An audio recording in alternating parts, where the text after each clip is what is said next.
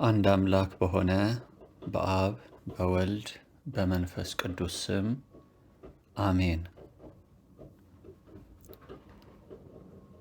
ኢየሱስም መለሰ አለውም፣ የሚወደኝ ቢኖር ቃሌን ይጠብቃል፣ አባቴም ይወደዋል፣ ወደ እርሱም እንመጣለን፣ በእርሱም ዘንድ መኖሪያ እናደርጋለን። የማይወደኝ ቃሌን አይጠብቅም። የምትሰሙትም ቃል የላከኝ የአብ ነው እንጂ የእኔ አይደለም። የጌታችን የኢየሱስ ክርስቶስ ወንጌል ሐዋርያው ዮሐንስ በመንፈስ ቅዱስ ምሪት እንደጻፈው ምዕራፍ 14 ቁጥር 23 እና 24 ከእግዚአብሔር ከአባታችን ከወደደንም ጌታ ከኢየሱስ ክርስቶስ ጸጋና ሰላም ምሕረትም ለሁላችሁም በክርስቶስ ካላችሁት ጋር ይሁን። እግዚአብሔር ፍጥረቱን ይወዳል። እግዚአብሔር ሰዎችን ይወዳል። እግዚአብሔር እንደፈቀደ ዛሬ እንደ ጸጋው ቸርነት መጠን በኢየሱስ ክርስቶስ ስም የምንነጋገርበት ርዕስ የቅድስናው መንገድ የሚል ይሆናል። የቅድስናው መንገድ። ሃሌሉያ። እግዚአብሔርን የምትፈልጉ እግዚአብሔርን የምትፈሩ በልዩ ልዩ ቦታ ያላችሁ ይህንን መልእክት የምትሰሙ ሰዎች እንዲሁም ልዩ ልዩ ፍጥረታት በጌታ በኢየሱስ ስም ይህንን መልእክት ከአምላኬ ከእግዚአብሔር ዘንድ በመንፈስ ቅዱስ ምሪት ዛሬ ይዤ ስመጣ ለሁላችንም የሚሆን የእግዚአብሔር ድምፅ ነው ከቅዱስ ቃሉ። ምክንያቱም ያለንበት ጊዜ ያለንበት ዘመን እጅግ ብዙ እንቅስቃሴዎች በመንፈሳዊውም ዓለም በግዑዙም ዓለም በልዩ ልዩ ዓለማት ላይ እየተካሄደ ያለበት ነው። የጌታችን የእውነተኛው አምላክ የኢየሱስ ክርስቶስ ዳግም ምጽአት እጅግ እየፈጠነ እየቀረበ ስለሆነ እግዚአብሔር ደግሞ የሚያምኑትን በክርስቶስ ኢየሱስ በልጁ ሞትና ትንሣኤ የሚያምኑትን ልጁ ኢየሱስ ቤዛቸው፣ መንገዳቸው፣ እውነታቸው፣ ሕይወታቸው መሆኑን አምለው የተቀበሉትን ሕይወታቸውን ሁሉ ነገራቸውን መንፈስ፣ ነፍስ፣ ሥጋቸውን ለክርስቶስ ኢየሱስ አሳልፈው የሰጡትን ደግሞ የሚያዘጋጅበት የሚያነቃበት ለክርስቶስ ምጽአት በብርሃን እየተመላለሱ በቃሉ እየተመላለሱ በመንፈስ እየተመላለሱ በፍቅር እየተመላለሱ በጥበብ እየተመላለሱ እግዚአብሔርን በመፍራት እየኖሩ በጌታ ፊት እንዲገኙ እግዚአብሔር ልጆቹን ያዘጋጃል ማለት ነው።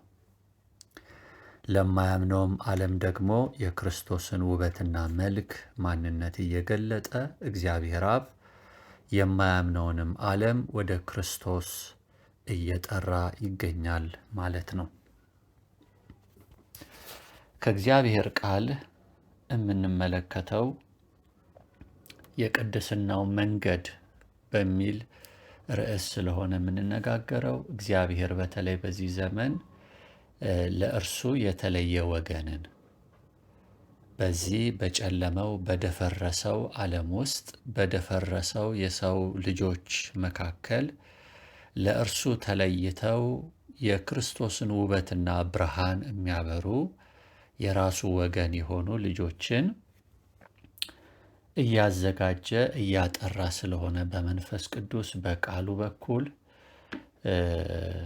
ያንን እያመለከተን የክርስቶስ መምጣት እጅግ የቀረበ መሆኑንና ለዛ ደግሞ ቤተ ክርስቲያን ሙሽራዋ የልጁን መልክ ወደ መምሰል በመንፈስ ቅዱስ እየታገዘች እንድትሄድ እንድታበራ ብርሃኗ እየበራ ክርስቶስ ኢየሱስ በእሷ ላይ እየበራ በቅዱሳን ኅብረት መካከልም በውጭ ባሉት ዘንድ ባላመኑት ዘንድም የኢየሱስ ውበትና ጌትነት እንዲገለጥ ይፈልጋል ማለት ነው። ዘጸአት 15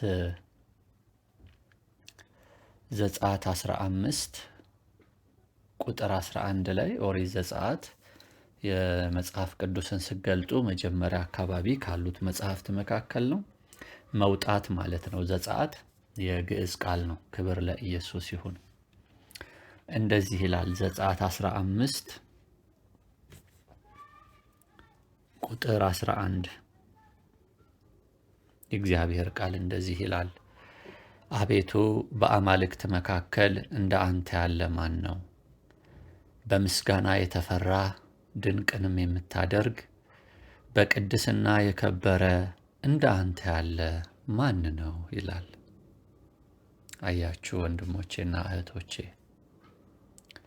እንደ እግዚአብሔር ያለ ማን ነው በሚለው ውስጥ ምኑን ነው እዚህ ጋር አጉልቶ እግዚአብሔር እየተናገረ ያለው? በሙሴ በኩል ነው ይሄ የተጻፈው። የእግዚአብሔርን ልዕልና፣ የእግዚአብሔርን ንጽሕና፣ የእግዚአብሔርን ቅድስና ነው። ደግሞ ምስጋና የተገባው እሱ መሆኑ፣ ድንቅን የሚያደርግ እርሱ መሆኑ፣ ዘላለማዊ ድንቅ ዘላለማዊ ምስጋና የተገባው ደግሞ በቅድስና የከበረ መሆኑን እንደሱ ያለ ማንም የሌለ መሆኑን የሚያሳይ ክፍል ነው። ደግሞ ብቻውን አምላክ የሆነ ብቻውን ፈጣሪ የሆነ። በሌላ ክፍል ላይ ሐዋርያው ጳውሎስ በመንፈስ ምሪት እንደዚህ አለ። መቼም አለ አማልክት የተባሉ ብዙ ቢኖሩም አለ የተባሉ ነው የሆኑ አላለም። አማልክት የተባሉ ብዙ ቢኖሩ በሰማይ ይሁን በምድር ለእኛ ግን አንድ አምላክ አብ አለን ይላል። ከዛ ቀጥሎ ሁሉ በሁሉ በእርሱ በኩል የተደረገልን ለእኛ አንድ ጌታ ኢየሱስ ክርስቶስ አለን። ሁሉ ደግሞ ከእርሱ የተደረገልን ከእርሱ የሆነልን አንድ አምላክ አብ አለን ይላል። ክብር ለእግዚአብሔር ይሁን። ስለዚህ ዘጸአት 15 ላይም የአምላካችንን የጌታችንን የእግዚአብሔርን አምላክነት እውነተኛ አምላክ እርሱ ብቻ መሆኑን በምስጋና የተፈራ መሆኑን ድንቅን የሚያደርግ እርሱ ብቻ መሆኑን በቅድስና የከበረ እርሱ ብቻ መሆኑን እንድናስተውል ያደርገናል ማለት ነው። በዙፋኑ ላይ ያለ ውብ ጌታ ደግሞ በክርስቶስ ኢየሱስ የእርሱ ባደረገን በእርሱ ውስጥ በእኛ ውስጥም የሚኖር እኛም በእርሱ የምንኖር በክርስቶስ መሆኑን ውበት ያለው አምላካችን መሆኑን እንገነዘባለን። ወደ መዝሙር መጽሐፍት እንሂድና በመዝሙር መጽሐፍ ምዕራፍ 5 መዝሙር 5 ቁጥር 7 ላይ የእግዚአብሔር ቃል እንደዚህ ይላል። እኔ ግን በምሕረትህ ብዛት ወደ ቤትህ እገባለሁ ይላል። አንተን በመፍራት ወደ ቅድስናህ መቅደስ እሰግዳለሁ። ሃሌሉያ። እኔ ግን በምሕረትህ ብዛት ወደ ቤትህ እገባለሁ፣ አንተን በመፍራት ወደ ቅድስናህ መቅደስ እሰግዳለሁ። ኢየሱስ ጌታ ነው። ሃሌሉያ። ወደ ዘጸአት መጽሐፍ እንመለስና ምዕራፍ 28 አሁን የአምላካችንን ማንነት እንድንገነዘብ ነው። ዳግመኛ የተወለድነው ከሚጠፋው ዘር ሳይሆን ከማይጠፋው ለዘላለም በሚኖረው ቅዱስና እውነተኛ በሚሆነው በእግዚአብሔር ቃል ነው፣ በወንጌላት እንደተጻፈው። ስለዚህ የአምላካችንን ማንነት የአባታችንን ማንነት በተረዳን መጠን ውስጣችን ዳግመኛ የተወለድነው እኛ ምን አይነት እንደሆንን እንድንረዳ፣ አካሄዳችንና ማንነታችን ምን እንደሆነ እንድንረዳ ልብ እንድትሉ ነው። ከዓለም አይደለንም። ማየት ያለብን መመልከት ያለብን መጓዝ ያለብን የወለደንን አባታችንን እግዚአብሔርን፣ የፈጠረንን አባታችንን እግዚአብሔርን፣ የተቤዠንን እግዚአብሔርን፣ ያዳነንን ጌታ በመመልከት የእርሱ ዘር በእኛ ውስጥ ስላለ ያ የእርሱ ዘር ቅዱሱ ዘር ክርስቶስ ኢየሱስ በእኛ ውስጥ ነው በሙላት እየጨመረ እያደገ እየነገሰ እየከበረ ሊታይ ሊገለጥ የሚገባው ማለት ነው። ስለዚህ እነዚህን ነገሮች ዛሬ ጌታ የቅድስናዬ መንገድ ብሎ ያንን ነገር እንድናተኩር፣ እንድናሰላስል፣ እንድንጓዝበት፣ ትኩረት እንድንሰጠው እየተናገረን ያለው የመንግስቱን ማንነት የአባታችንን የእረኛችንንም ማንነት እንድንረዳ፣ እንድናስተውለው፣ እንድናጤነው ስለሚሻ ነው ጌታ። ዘጸአት ምዕራፍ 28 እናውጣና ቁጥር 36 የጌታ ቃል እንደዚህ ይላል። እግዚአብሔር ይርዳን። ከጥሩ ወርቅም ቅጠል የሚመስል ምልክት ሥራ፣ በእርሱም እንደ ማኅተም ቅርጽ አድርገ ቅድስና ለእግዚአብሔር የሚል ትቀርጽበታለህ ይላል። በሰማያዊም ፈትል በመጠምጠሚያው ፊት ላይ ታንጠለጥለዋለህ ይላል። ይሄ ለሌዋውያን በተለይም ለሊቀ ካህኑ በብሉይ ኪዳን ለነበረው በሕጉ ለነበረው ሊቀ ካህን በአሮን ላይ እንዴት የክህነት ልብሱን በለበሰ ጊዜ ያንን ቅድስና ለእግዚአብሔር ከወርቅ ቅጠል የተቀረጸውን በግንባሩ ላይ ማድረግ እንዳለበት ነው የሚያሳየው። ያ ለጌታ የተለየ መሆኑን ማሳያ ነው። በሐዲሱ ኪዳን ለእኛ ቅድስናችን ክርስቶስ ነው። በግንባራችን ላይ የደሙ ማኅተም የስሙ ማኅተም ሕይወታችን በደሙ የታጠበ በእግዚአብሔር ፊት መታያችን ኢየሱስ ክርስቶስ ብቻ ነው። ያንን እንድናስብ ነው። ለጌታ የተለየን ነው።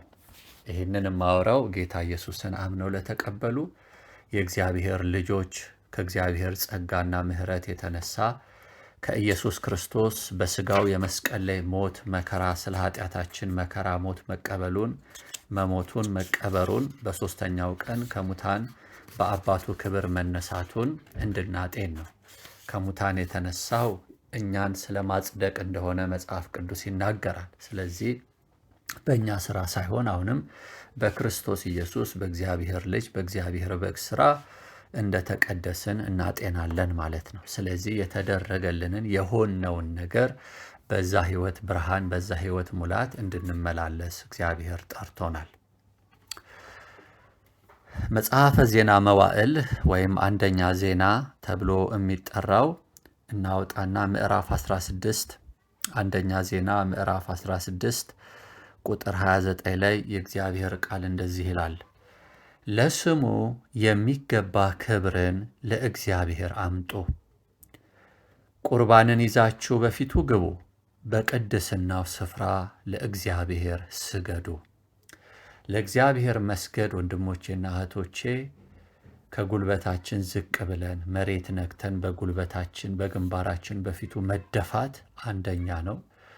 ሌላኛው ደግሞ ከዚሁ ጋር አብሮ የሚሄደው ለእግዚአብሔር መገዛትን ላንተ ሰሬንደር አርጌያለሁ፣ ላንተ ሰሬንደር አርጌያለሁ፣ ጌታ ሆይ ላንተ ተገዝቻለሁ። ከጭንቅላቴ እስከ እግሬ ድረስ መንፈስ፣ ነፍስ፣ ሥጋዬ በሙሉ በአንተ ጌትነት ስር ነው። አንተ ጌታዬ ነህ፣ እኔ አንተ ባሪያ ነኝ። አንተ አባቴ ነህ፣ በእኔ ላይ ሙሉ ስልጣንና ባለቤትነትህ አንተ ነህ። ለእኔ ሙሉ ባለስልጣን በእኔ ላይ፣ እኔ አንተ ልጅ ነኝ። አንተ ባሌ ነህ፣ እኔ ሚስትህ ነኝ። አንተ እረኛዬ ነህ፣ እኔ በግህ ነኝ። አንተ ጌታዬ ነህ፣ እኔ ደግሞ ሎሌህ ነኝ። አንተ ንጉሴ ነህ፣ እኔ ደግሞ ወታደርህ ነኝ። አንተ ወዳጄ ነህ፣ በምሕረትህ እኔም ወዳጅህ ተደርጌአለሁ። ጌታ ኢየሱስ በሙሉ በእኔ ላይ ንጉስም ጌታም ሕይወትም አንተ ነህ። በአንተ ብቻ እገዛለሁ፣ ከአንተ እጅ በታች ነኝ ስንል እንሰግድለታለን። ስንሰግድ ደግሞ አባታችን አምላካችን ንጉሳችን ቅዱስ እንደሆነ አብ ወልድ መንፈስ ቅዱስ አንዱ እግዚአብሔር ቅዱስ እንደሆነ ንጹሕ እንደሆነ ከእርሱ የተነሳ ስለነጻን ከእርሱ የተነሳ ስለተቀደስን በዛ የቅድስናውን ግርማና ክብር በማወቅ የአምላካችንን ግርማና ክብር በማወቅ በፊቱ እርሱ ስለቀደሰን በቅድስና ውበት እንሰግድለታለን። ክብር ለእግዚአብሔር ይሁን። ክብር ለእግዚአብሔር ይሁን። ወደ መዝሙራት መጽሐፍት እንዞርና መዝሙር 22 ቁጥር 3 ላይ የጌታ ቃል እንደዚህ ይላል፣ በእስራኤል የተመሰገንህ አንተ ግን በቅድስና ትኖራለህ ይላል። ሃሌሉያ! እግዚአብሔር ይመስገን። አባቶቻችን አንተን ተማመኑ፣ አንተም አዳንሃቸው። ወደ አንተ ጮኹ አመለጡም፣ አንተንም ተማመኑ አላፈሩም ይላል። በእስራኤል የተመሰገንህ አንተ ግን በቅድስና ትኖራለህ። እስራኤል ለእግዚአብሔር የሆነ ሕዝብ ማለት ነው። ስለዚህ እግዚአብሔር በሕዝቡ፣ እግዚአብሔር በልጆቹ፣ እግዚአብሔር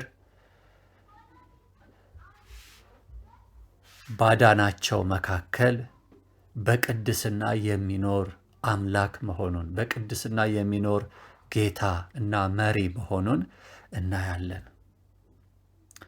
እግዚአብሔር አካሄዱ እንደ ፍጥረቱ አይደለም።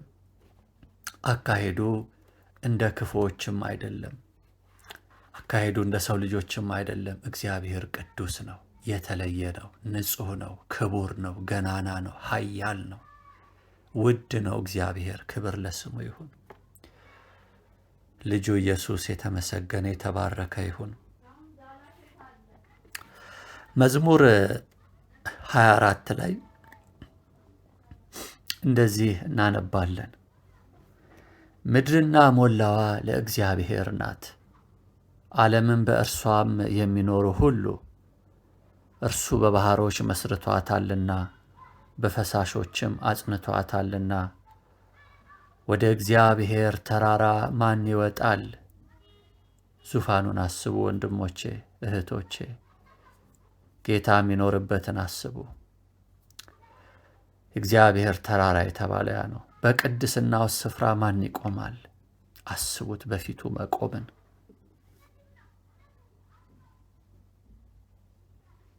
እጆቹ የነጹ ልቡም ንጹሕ የሆነ ነፍሱን ለከንቱ ያላነሳ ለባልንጀራውን በሽንገላ ያልማለ እርሱ ከእግዚአብሔር ዘንድ በረከትን ከመድኃኒቱ አምላክም ምሕረትን ይቀበላል። ይህች ትውልድ እርሱን የምትፈልግ ናት፣ የያዕቆብን አምላክ ፊት የምትፈልግ። እናንት መኳንንቶች በሮችን ክፈቱ፣ የዘለዓለም ደጆችም ይከፈቱ፣ የክብርም ንጉሥ ይግባ። ይህ የክብር ንጉሥ ማን ነው? እግዚአብሔር ነው። ብርቱና ኃያል ያህዌ ነው፣ በሰልፍ ኃያል። እናንተ መኳንንቶች በሮችን ክፈቱ፣ የዘለዓለም ደጆችም ይከፈቱ፣ የክብርም ንጉሥ ይግባ። ይህ የክብር ንጉሥ ማን ነው? የጭፍሮች አምላክ እግዚአብሔር ነው። እርሱ የክብር ንጉሥ ነው። ጌታ ይክበር። አሜን። ወንድሞቼ እህቶቼ እናስተውል።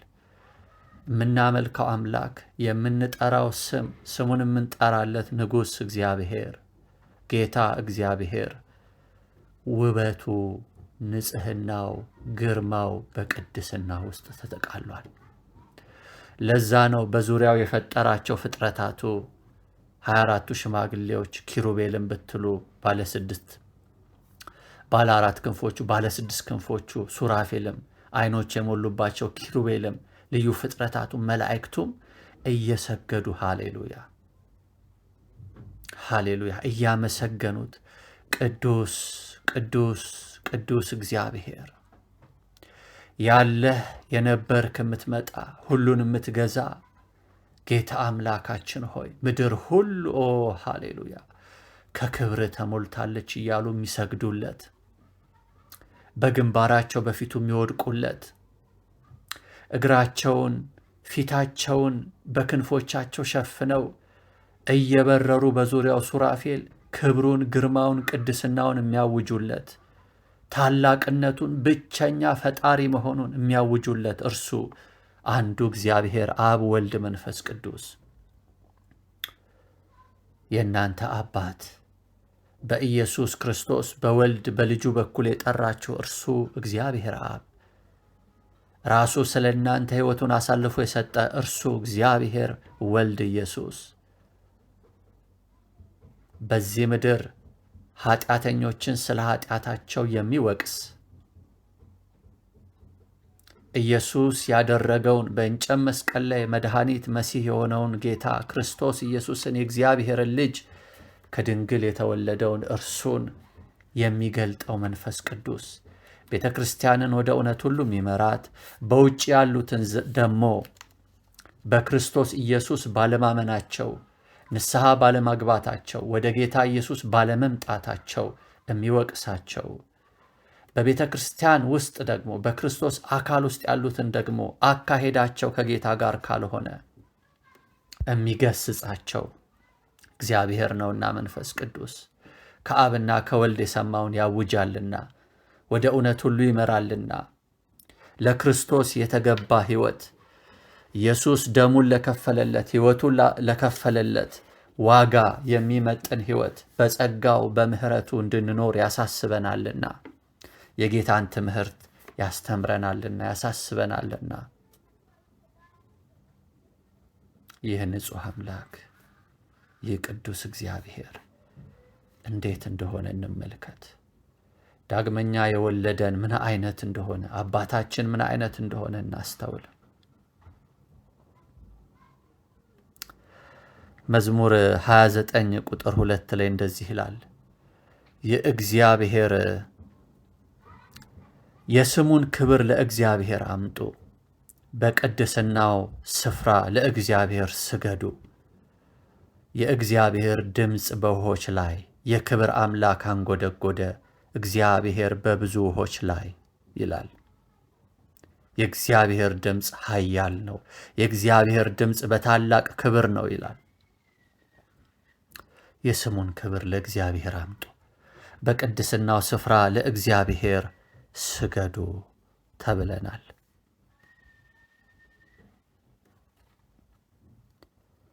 መዝሙር 30 ቁጥር 4 ቅዱሳን ሆይ ለእግዚአብሔር ዘምሩ፣ ለቅድስናው መታሰቢያ አመስግኑ ይላል። ቅድስናውን ልናስብ ይገባል። ውበቱን፣ ፍጹምነቱን፣ ንጽህናውን የአባታችንን የጌታችንን የአዳኛችንን ውበት ቅዱስ ነው እግዚአብሔር፣ ንጹሕ ነው እግዚአብሔር።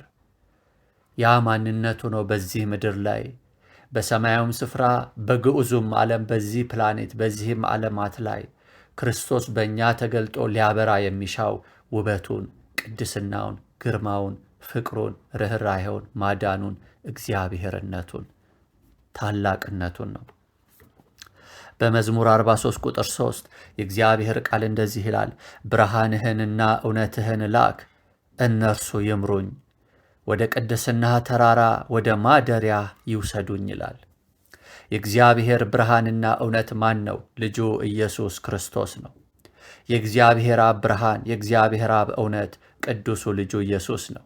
ጌታ ኢየሱስ ሲናገር በዮሐንስ 14 ቁጥር 6 ላይ እኔ መንገድ እውነትና ሕይወት ነኝ፣ በእኔ በኩል ካልሆነ በቀር ወደ አብ የሚመጣ ማንም የለም አለ። እኔ የዓለም ብርሃን ነኝ አለ ኢየሱስ። ሃሌሉያ።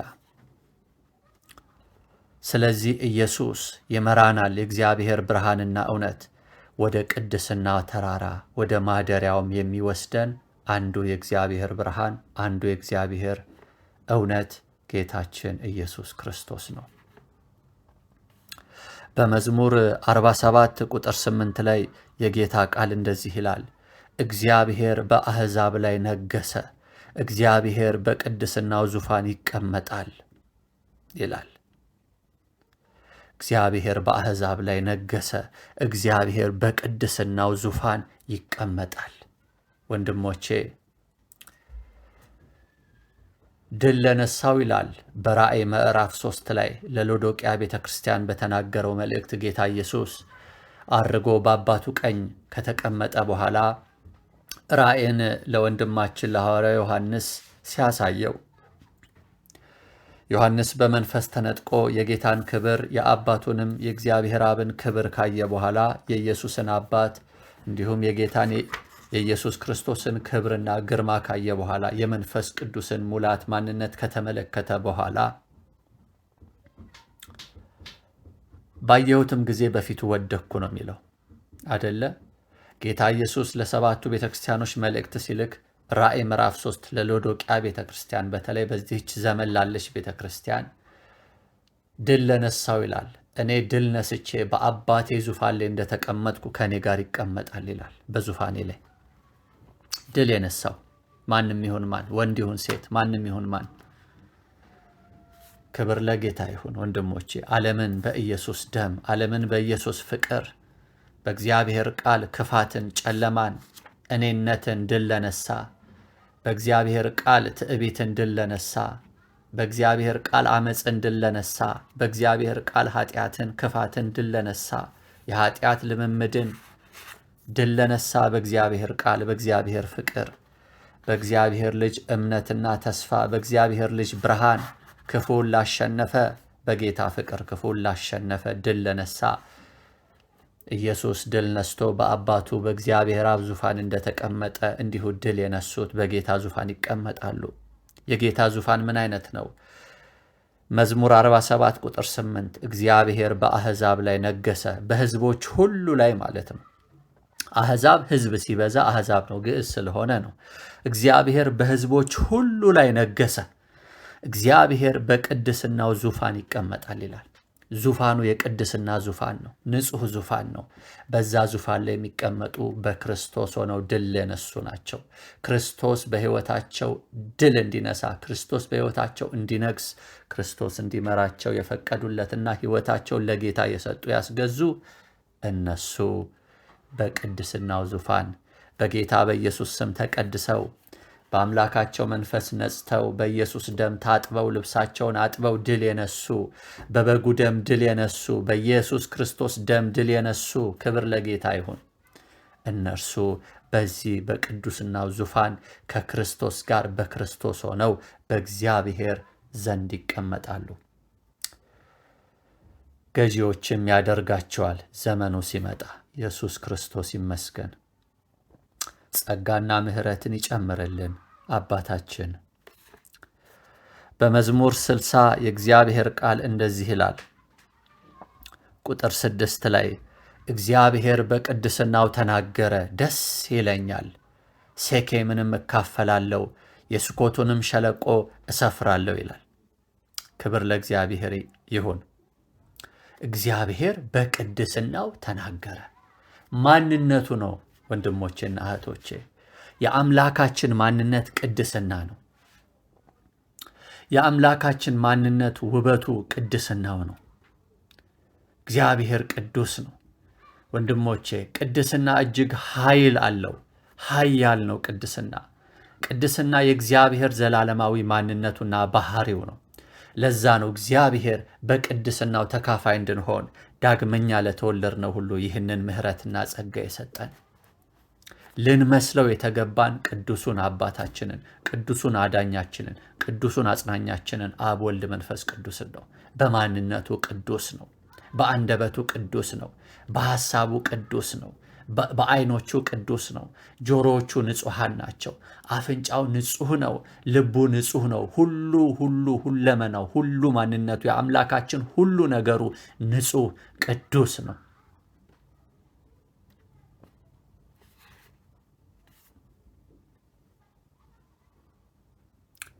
በመዝሙር 93 ቁጥር 5 ላይ የእግዚአብሔር ቃል እንደዚህ ይላል። ምስክርህ እጅግ የታመነ ነው፣ አቤቱ እስከ ረጅም ዘመን ድረስ ለቤትህ ቅድስና ይገባል። የእግዚአብሔር ቤት ማን ነው? በሐዲስ ኪዳን እንደተጻፈልን እናንተ መንፈሳዊ ቤት ናችሁ። ክርስቶስ የማዕዘኑ ራስ ነው። በሐዋርያት በ12ቱ ሐዋርያት እና በቅዱሳን ነቢያት፣ በብሉይ ኪዳን ነቢያት መሰረት ላይ ታንጻቸዋል። በመጽሐፍቱ በቅዱስ መጽሐፍ በመጽሐፍ ቅዱስ በተጻፈልን በሐዋርያት በነቢያት ጌታ ባጻፈልን መጽሐፍት በነዛ እውነቶች በዛ ውስጥ በተገለጠው የእግዚአብሔር እውነትና ማንነት ተመስርታችኋል፣ ታንጻችኋል ይላል። የማዕዘኑም ራስ ኢየሱስ ክርስቶስ ነው። ኤፌሶን ላይ ይናገራል። ኤፌሶን 2 መንፈሳዊ ቤት ለመሆን ተሰሩ ይላል። የእግዚአብሔር ቤቱ ነን ይላል በሌላ የአዲስ ኪዳን መጽሐፍት ውስጥ። ስለዚህ የእግዚአብሔር ቤት ስለ አዲስ ኪዳን በአዲስ ኪዳን ውስጥ ስላለን የጌታ ቤት ነን። ክርስቲያኖች በጌታ በኢየሱስ ያመንን በደሙ የታጠብን እግዚአብሔር አብ አንድያ ልጁን ከቅድስት ድንግል የተወለደውን አንድያ ልጁን በስጋው በእንጨት መስቀል ላይ መስዋዕትና ቤዛ እንዲሆን አሳልፎ የሰጠው ለሰው ልጆች ሁሉ ከክርስቶስ ኢየሱስ የተነሳ ኃጢአታችን ስለ ስሙ ስለተሰረየልን ኃጢአታችን ስለ ስሙ ስለተወገደልን በኢየሱስ ክርስቶስ ደም እግዚአብሔር አብ ኃጢአታችንን ስላስወገደው የንስሐ ጊዜ ስለሰጠን የድንጋይ ልብን ስላወጣልን በደሙ ስላጠበን ስለራራልን ስለማረን በውድቀታችን ሁሉ ወደ ንስሐ እየመራን ስላቆመን በጸጋው በኢየሱስ ደም ስላጠበን ቤቱ ተደርገናል። ዳግመኛ እንድንወለድ ተደርገናል ከልጁ የተነሳ ከበጉ ከኢየሱስ ክርስቶስ የተነሳ። ስለዚህ የእግዚአብሔር ቤት ነን ለዘላለም። ለዛ ነው ምስክርህ እጅግ የታመነ ነው ይላል ዳዊት በመዝሙሩ። አቤቱ እስከ ረጅም ዘመን ድረስ ለቤትህ ቅድስና ይገባል። የእግዚአብሔር ቤቶች ሆይ የእግዚአብሔር ቤት በክርስቶስ መሰረትነት የታነጸው ወንድሞቼና እህቶቼ የእግዚአብሔር ቤት የክርስቶስ አካል የሆናችሁ እግዚአብሔር አብ በክርስቶስ የሚኖርባችሁ መንፈስ ቅዱስ የሚኖርባችሁ ልጁ ኢየሱስ ክርስቶስ የሚኖርባችሁ የእግዚአብሔር ቤት ለእናንተ ቅድስና ይገባል ተብሎ በመዝሙር 93 ቁጥር 5 ተጽፏል። እግዚአብሔር ከወርቅ በተሰራ ሰዎች በሰሩት ቤት አይኖርም። ከድንጋይም ስሩለት፣ ከእንቁም ስሩለት፣ ከእንጨትም ከቆርቆሮም ስሩለት፣ ከምንም ነገር ብሰሩለት እግዚአብሔር እዛ ቤት ውስጥ አይኖርም። እግዚአብሔር በደሙ ባጠባቸው በልጁ በኢየሱስ ክርስቶስ በኩል ባነጻቸው ባዳናቸው በልጆቹ ውስጥ ነው የሚኖረው። ልጆቹ የእግዚአብሔር ቤት ናቸው። ልጆቹ የእግዚአብሔር መቅደስ ናቸው። እነሱ ቅዱሳን ናቸው። ቅድስና ይገባል ለልጆቹ። በቅድስና መታየት፣ በቅድስና መመላለስ ይገባናል ለእያንዳንዳችን። ይህ የጌታ ቃል ነው፣ የእግዚአብሔር ፈቃድ ነው። መሰረታችን ክርስቶስ ቅዱስ ነውና፣ ራሳችን ክርስቶስ ቅዱስ ነውና፣ የቤቱ መሰረት ኢየሱስ ቅዱስ ነውና ሙሉ ቤቱ ቅድስና ይገባዋል ከበጉ የተነሳ። መዝሙር 96 ቁጥር 9 በቅድስናው ስፍራ ለእግዚአብሔር ስገዱ፣ ምድር ሁሉ በፊቱ ትነዋወጥ። መዝሙር 97 ቁጥር 12 የጌታ ቃል እንደዚህ ይላል፣ ጻድቃን በእግዚአብሔር ደስ ይበላችሁ፣ ለቅድስናው መታሰቢያ አመስግኑ። መጽሐፍ ቅዱስ ሲናገር ድሮ በልዩ ልዩ አይነት የኃጢአት መንገድ እና ከሰይጣን ጋር ተዳብላችሁ ለሰይጣን ተገዝታችሁ የልባችሁን ፈቃድ የስጋችሁን ምኞት እያደረጋችሁ በዚህ ዓለም ትመላለሱ ነበር ይላል። ሙታን ነበራችሁ ይላል። አሁን ግን በአምላካችን መንፈስ በጌታችን በኢየሱስ ክርስቶስ ስም ታጥባችኋል፣ ተቀድሳችኋል፣ ጸድቃችኋል ይላል የእግዚአብሔር ቃል በሐዲስ ኪዳን። ቅዱስ ላደረገን፣ ላነጻን፣ ለራራልን ለእግዚአብሔር ለእርሱ ለቅድስናው ለማንነቱ ለምንድን ነው እግዚአብሔር ልጆቹን የሚቀድሰው? ሰዎችን በኢየሱስ ደም ያጥበው ለምንድን ነው? እግዚአብሔር ወደ ማንነቱ እየጠራን ነው። ጻድቅ ስለሆነ እንጸድቅ ዘንድ ኢየሱስ ክርስቶስን ስለ ኃጢአታችን ቤዛም መስዋዕትም ጌታም አድርጎ በዚህ ምድር ገለጠልን። ኢየሱስ ከሰው ሥጋና ነፍስን ተካፈለ። ፍጹም አምላክ፣ እውነተኛው አምላክ ፍጹም ሰው ሆነ። በተዋህዶ የአብርሃምን ዘር ተካፈለ እንጂ የመላእክትን አይደለም እንደተባለ ወደ ርዕሴ ልመለስ። እግዚአብሔር ጻድቅ ስለሆነ እግዚአብሔር ቅዱስ ስለሆነ፣ እግዚአብሔር ፍቅርና ሕይወት ስለሆነ ይህ የሕይወቱን ማንነት፣ የክብሩን ማንነት፣ የቸርነቱን ማንነት፣ የቅድስናውን የንጽህናውን ማንነት ተካፋዮች እንድንሆን በኢየሱስ ክርስቶስ ሊቀድሰን፣ ሊያነጻን፣ ሊያጸድቀን ወደደ ማለት ነው። ለቅድስናው መታሰቢያ የተባለው ለዛ ነው። ክብር ለእግዚአብሔር ይሁን። መዝሙር 145 አምላኬ ንጉሴ ሆይ ከፍ ከፍ አደርግሃለሁ፣ ስምህንም ለዘላለም ዓለምም እባርካለሁ። የዳዊት የምስጋና መዝሙር ነው ይህ ክፍል። በየቀኑ ሁሉ እባርክሃለሁ፣ ስምህንም ለዘላለም ዓለምም አመሰግንሃለሁ። እግዚአብሔር ታላቅ ነው፣ እጅግም የተመሰገነ ነው፣ ለታላቅነቱም ፍጻሜ የለውም። ትውልደ ትውልድ ሥራህን ያመሰግናሉ፣ ኃይልህንም ያወራሉ። የቅድስናህን ግርማ ክብር ይናገራሉ፣ ተአምራትህንም ይነጋገራሉ። የግርማህንም ኃይል ይናገራሉ፣ ታላቅነትህንም ይነጋገራሉ። ብርታትህንም ይነጋገራሉ፣ የቸርነትህን ብዛት መታሰቢያ ያወጣሉ። በጽድቅህም ሐሴትን ያደርጋሉ።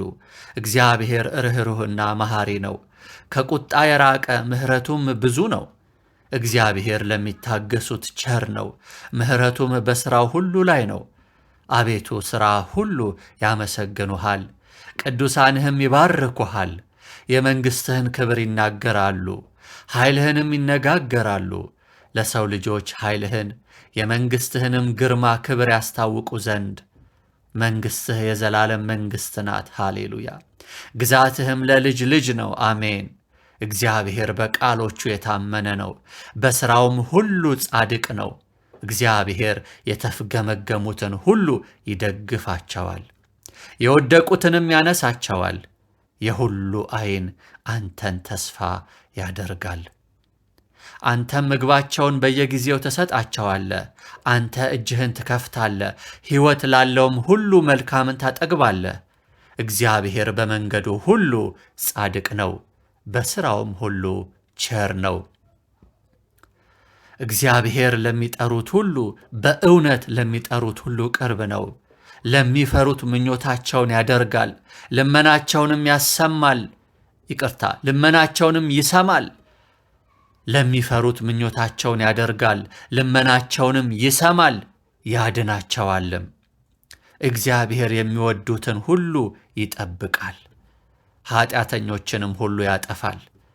አፌ የእግዚአብሔርን ምስጋና ይናገራል፣ ሥጋም ሁሉ ለዘላለም ዓለም የተቀደሰውን ስሙን ይባርክ ይላል የጌታ ቃል በመዝሙር 145። ሃሌሉያ። አምላካችን ቅዱስ ነው። አምላካችን ርኅሩና መሐሪ ነው።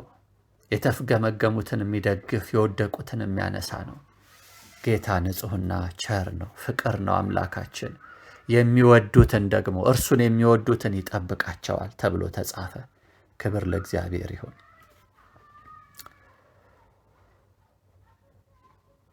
በሉቃስ ወንጌል ምዕራፍ 1 ቁጥር 74 ላይ የጌታን ቃል እንይ። እንደዚህ ይላል፣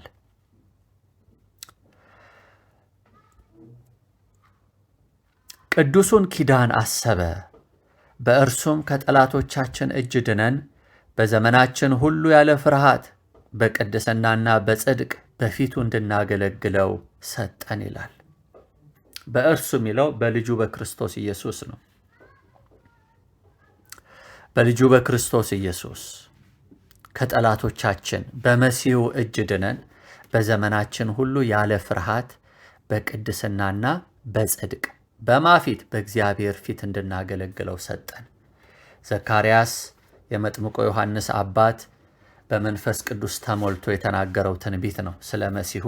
እንዲሁም በመሲሁ በኢየሱስ ፊት ቀደም ብሎ መንገድ ስለሚጠርገው የሰዎችን ልብ ወደ ጌታ ስለሚመልሰው ስለ መጥምቁ ዮሐንስ በኤልያስ ኃይልና መንፈስ ስለሚሄደው ስለ ልጁ ተናገረ ማለት ነው። እግዚአብሔር ይመስገን።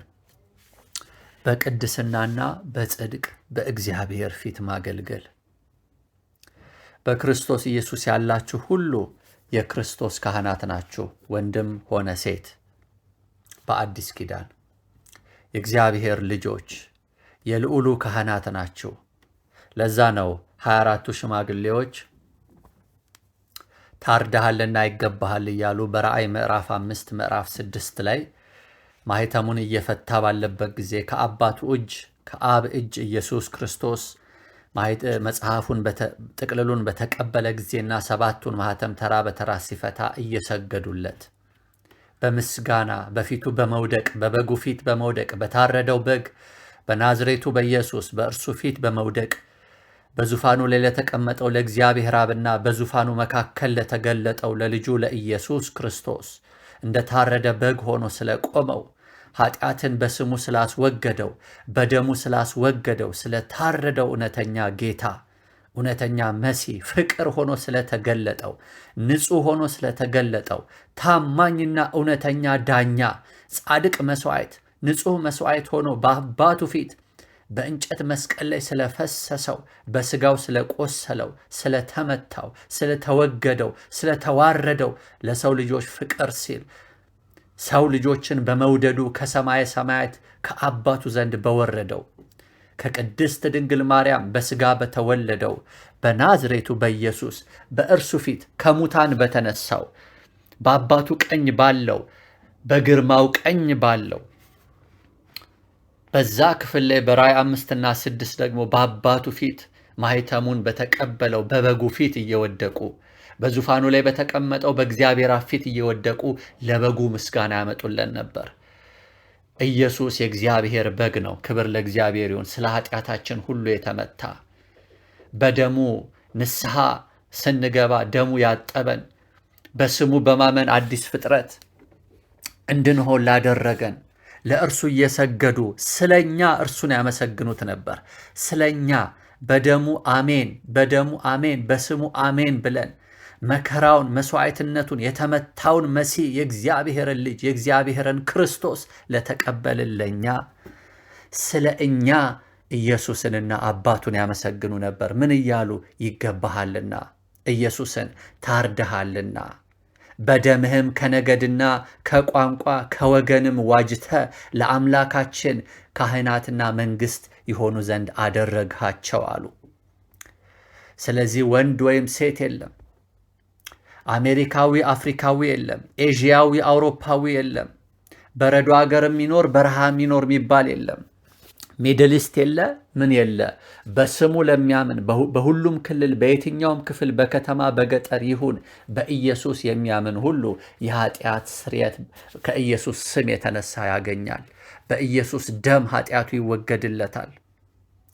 የዓለምን ኃጢአት የሚያስወግድ የእግዚአብሔር በግ ኢየሱስ ክርስቶስ ነውና ስለኛ በጉንና የበጉን አባት እግዚአብሔር አብን እያመሰገኑ እያወደሱ ክብርን ለእግዚአብሔር እየሰጡ ይሰግዱለታል 24ቱ ሽማግሌዎች።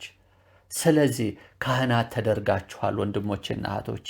እኛ ደግሞ ዘካርያስ በመንፈስ ተመልቶ እንደተናገረ የሐዲሱ ኪዳን የእግዚአብሔር ካህናት ከክርስቶስ ኢየሱስ ቤዛነት የተነሳ ከሞቱ ከትንሣኤው ከእርገቱ በአባቱ ቀኝ ታምኖ የተቀመጠልን ሊቀ ካህናት ከመሆኑ የተነሳ የጽድቅ ንጉሥ በጽድቅ የሚፈርድ እውነተኛ ዳኛ ዘላለማዊ ሕያው ጌታ እውነተኛ አማላጅ ኢየሱስ ብቸኛው መድኃኒት ብቸኛው መንገድ የጽድቅ ንጉሥ ኢየሱስ ለእርሱ ክብር ይሰጡታል። የእርሱ ካህናቶች ወንድሞቼና እህቶቼ በቅድስናና በጽድቅ በፊቱ የተመላለሱ በፊቱ የሚመላለሱ በፊቱ እየተመላለሱ ያሉ ናቸው። በሰማይ ቢሆን በምድር በእግዚአብሔር ፊት ነን ያለ ነው። ወንድሞቼና እህቶቼ ከእግዚአብሔር የሚደበቅ ምንም ነገር የለም። የእግዚአብሔር ልጆች ነን። በእግዚአብሔር ፊት ብቻ አይደለም የምንኖረው፣ እርሱ በእኛ ውስጥ እየኖረ ነው። ከሁሉም ፍጥረት ይልቅ ለጌታ የተገለጥን ነን እኛ። እርሱ በእኛ ውስጥ እየኖረ ነው። ክብር ለስሙ ይሁን። ስለዚህ በፊቱ በአካሄዳችን ሁሉ በቅዱስ ኑሮ ልንመላለስ፣ እንደ ቃሉ ልንመላለስ፣ በክርስቶስ ትምህርት ልንኖር እንዴት ለኛ አይገባን? ፍርዱ በእኛ ላይ ይጠነክራልና በጴጥሮስ መልእክት ላይ የእግዚአብሔር ፍርድ ከእግዚአብሔር ቤት ተነስቶ የሚጀምርበት ጊዜ ይመጣል ተብሏል። እውነት እላችኋለሁ ጊዜውም አሁን ነው። አሁን በእግዚአብሔር ቤት ውስጥ የተባለው እኛ ነን። በእኛ ውስጥ የጌታ ፍርድ እንደ ክርስቶስ ትምህርት ማንሄድ ከሆነ አስቀድሞ ቤቱን ሊያነጻ፣ ቤቱን ሊያስተካክል፣ ቤቱን ሊቀድስ ይገባዋል። ቤቱን ሳያስተካክል በውጪ ባሉት ዘንድ ሊፈርድ አይመጣም ኢየሱስ። አስቀድሞ ቤቱ የቤቱን ጌታ ክብር ሊገልጥ ይገባዋል። የቤቱ ጌታ ቅዱስ ሆኖ ቤቱ የቆሸሸ ሊሆን አይችልምና ጉድለት፣ የንጽህና ጉድለት፣ የሥርዓት ጉድለት፣ የቅድስና ጉድለት፣ የፍቅር ጉድለት፣ የሕይወት ጉድለት ከታየበት የቤቱ ባለቤት ቤቱን ሊያጸዳ ድንገት ይመጣል። ኢየሱስ ድንገት ይመጣል። በእያንዳንዳችን ውስጥ ይገለጣል። በፍርድ ይገለጣል፣ በርኅራኄ ይገለጣል፣ በምሕረትም ይገለጣል። ኢየሱስ ክርስቶስ ጌታ ነው።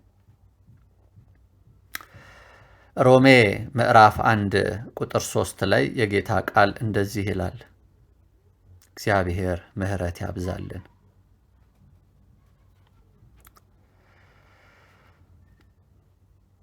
ይህም ወንጌል በሥጋ ከዳዊት ዘር ስለተወለደ እንደ ቅድስና መንፈስ ግን ከሙታን መነሳት የተነሳ በኃይል የእግዚአብሔር ልጅ ሆኖ ስለተገለጠ ስለ ልጁ ነው።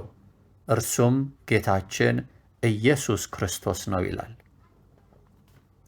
እንደ ቅድስና መንፈስ ግን ከሙታን መነሳት የተነሳ በኃይል የእግዚአብሔር ልጅ ሆኖ ስለተገለጠ ስለ ልጁ ነው። እርሱም ጌታችን ኢየሱስ ክርስቶስ ነው ይላል። ያው በአብም በልጁ በኢየሱስም በመንፈስ ቅዱስም ውስጥ የምናየው ወጥ መለኮታዊ ባህሪ፣ ወጥ አምላካዊ ባህሪ ቅድስናው ነው። ይህ አምላክ አምላካችን ነው። ይህ አምላክ የሁሉ ጌታ ነው፣ የሁሉ ንጉሥ ነው፣ እግዚአብሔር ነው። ይህ አምላክ አብርሃም፣ ይስሐቅ፣ እስራኤል የሰገዱለት ያመኑት፣ በብሉይ ኪዳን ነቢያቱ ሁሉ የእግዚአብሔር ነቢያት እነ ኢሳይያስ፣ እነ ኖህ፣ እነ አብርሃም፣ እነ ዳንኤል፣ እነ ኤርምያስ፣ እነ ሕዝቅኤል፣ እነ ዘካርያስ፣ እነ ሆሴ፣ እነ እዝራ፣ እነ ኢያሱ፣ እነ ካሌብ፣ እነ ነህምያ፣ እነ ሙሴ፣ እነ ኤልያስ፣ እነ ኤልሳይ፣ እነ ዲቦራ፣ እነ ሩት፣ እነ አስቴር፣ እነ መርዶኪዎስ ያገለገሉት፣ እነ መጥምቅ ዮሐንስ፣ እነ ጴጥሮስ፣ ያዕቆብ፣ ዮሐንስ፣ ቶማስ፣ እንድርያስ፣ ታዲዮስ፣ በርቶሎሜዎስ፣ ናትናኤል፣ ፊልጶስ፣ እነ ይሁዳ፣ እነ ያዕቆብ፣ እነ አቂላ፣ እነ ጢሞቴዎስ፣ እነ ቲቶ፣ እነ ጳውሎስ ያገለገሉት፣ እነ ማርያም፣ እነ ማርታ፣ እነ ፊልሞና፣ እነ ቲቶ የተገዙለት ጌታ፣ እነ ዮሐንስ የሰገዱለት ያመኑት፣ በዘመናት ሁሉ ስለ ስሙን አንክድም በእርሱ እንኖራለን ብለው ስለ ስሙ መከራ የተቀበሉለት፣ እስከ ሞት ድረስ የታመኑለት ይህ ጌታ ኢየሱስ ክርስቶስ የኢየሱስ አባት እግዚአብሔር አብ አጽናኙ መንፈስ ቅዱስ ቅዱስ ነው። ተከታዮቹም አማኞቹም አገልጋዮቹም ቅዱሳን ናቸው። አንደኛ ቆሮንቶስ ምዕራፍ 1 ላይ የእግዚአብሔር ቃል እንደዚህ ይላል፣ ሥጋን የለበሰ ሁሉ በእግዚአብሔር ፊት እንዳይመካ ከፍ ብዬ ጀምሬያለሁ። ከቁጥር 29 ነገር ግን የሚመካ በእግዚአብሔር ይመካ ተብሎ እንደተጻፈው ይሆን ዘንድ ከእግዚአብሔር ዘንድ ጥበብና ጽድቅ ቅድስናም ቤዛነትም በተደረገልን ከማ ዘንድ ከእግዚአብሔር ዘንድ በክርስቶስ ኢየሱስ የሆናችሁ ከእርሱ ነው ይላል። ስለዚህ የምንመካው በእግዚአብሔር ነው። የምንመካበት ምክንያቱ ደግሞ ልጁ ኢየሱስ ክርስቶስ ነው። ለምንድን ነው በእግዚአብሔር የምንመካው? ስለ ልጁ ስንል ልጁ እግዚአብሔር አብ ልጁን ስለ እኛ ጥበብ፣ ጽድቅ፣ ቅድስና፣ ቤዛነት እንዲሆን አድርጎልናል። በእግዚአብሔር ፊት መታያችን ልጁ ኢየሱስ ነው። እርሱ ግንዳችን ነው፣ እውነተኛ የወይን ግንድ። እውነተኛ በእግዚአብሔር ፊት የቆምነው በክርስቶስ ሆነን ነው። በእግዚአብሔር ፊት ከክርስቶስ ተለይቶ መቆም አይቻልም። በእግዚአብሔር ፊት በክርስቶስ ሆነን ግን ዳግመኛ ተወልደን አዲስ ፍጥረት ሆነን ግን በእግዚአብሔር ፊት በክርስቶስ ሆነን እርሱ ጥበብ፣ ጽድቅ፣ ቅድስና፣ ቤዛነትም ሆኖልናል። ዕለት ዕለት እርሱ በእኛ ውስጥ የሆነውን ማንነት ልንለማመደው ይገባል። ዕለት ዕለት እዚህ ምድር ላይም በሚመጡትም ዓለማት አካሄዳችን በጉን በመከተል በጉ መምህራችን ስለሆነ በጉ መሪያችን ስለሆነ የእግዚአብሔር በግ ክርስቶስ ኢየሱስ እርሱን እያልኩ ነው። በጉ ስል የበጉን ውበት የበጉን መልክ እያየን ከክብር ወደ ክብር እንጓዛለን ማለት ምን ማለት ነው? አንድ መኪና ካለን 3 መኪና እንጨምራለን ማለት አይደለም። ስለ ዘላለማዊው ስለ ጌታ ክብር እያወራን ነው። ኢየሱስ ክርስቶስን የእግዚአብሔርን በግ እያየን ከክብር ወደ ክብር እንለወጣለን ሲባል የእርሱ መልክ ወደ ሆነው መልክ እንቀየራለን ማለት ነው። ፍጹም ወደ ሆነው ማንነቱ ወደ ዘላለማዊው ክብሩ የእግዚአብሔር ልጅ የሰው ልጅ የሆነው ኢየሱስ ጌታ ሆይ ስምህ ይባረክ። እነዚህ ምድር ላይ ያሉ ነገሮች የሚጨመሩ ናቸው። አስቀድማችሁ የእግዚአብሔርን መንግሥት ጽድቁን እሹ፣ ሌላ ሁሉ ይጨመረላችኋል። እዚህ ምድር ላይ ያለው ስርዓት ተጨማሪ ነገሮች ናቸው። እነሱ ተጨማሪ ናቸው። ስለ መጀመሪያው አስቀድማችሁ ፈልጉት ስለተባለው ነው እየተነጋገርን ያለ ነው። የልጁን መልክ መምሰል፣ የኢየሱስን መልክ መምሰል የመጀመሪያው መልኩ ቅድስናው ነው። ንጽህናው ነው፣ ውበቱ ነው፣ ማንነቱ ነው። ሙሉ ሰው ወደ መሆን የልጁ መልክ ሙሉ ሰው ነው። እግዚአብሔር ሰውን ሲፈጥረው በሰው ሊገልጠው ያሰበው መልኩ አዳምና ሔዋን ሊገልጡት አልቻሉም። ስለዚህ አንድያ ልጁ እግዚአብሔር ቃል የሆነው ኢየሱስ ክርስቶስ ከቅድስት ድንግል ማርያም በዚህ ምድር እንደ አባቱ ፈቃድ በተወለደ ጊዜ ከሰማይ መጥቶ ቃልም ሥጋ ሆነ ተብሎ በተጻፈ ጊዜ ዮሐንስ 1:14 ላይ በመልአኩ በገብርኤል ብስራት አሜን ይሁንልኝ ይደረግልኝ የጌታ ባሪያው ነኝ ባለችና በተቀበለችው ጊዜ ኢየሱስ በተወለደ ጊዜ በኢየሱስ የተገለጠው ሙሉ የእግዚአብሔር መልክ ነው።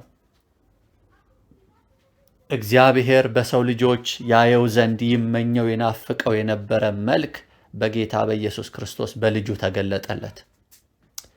ልጁ የአባቱን መልክ ገለጠ። የአባቱን ባህሪ፣ ማንነት፣ ሙላት ገለጠ። የመለኮት ሙላት በቆላስያስ መጽሐፍ እንደተጻፈ በስጋው ውስጥ በክርስቶስ ኢየሱስ ተገልጧል ይላል።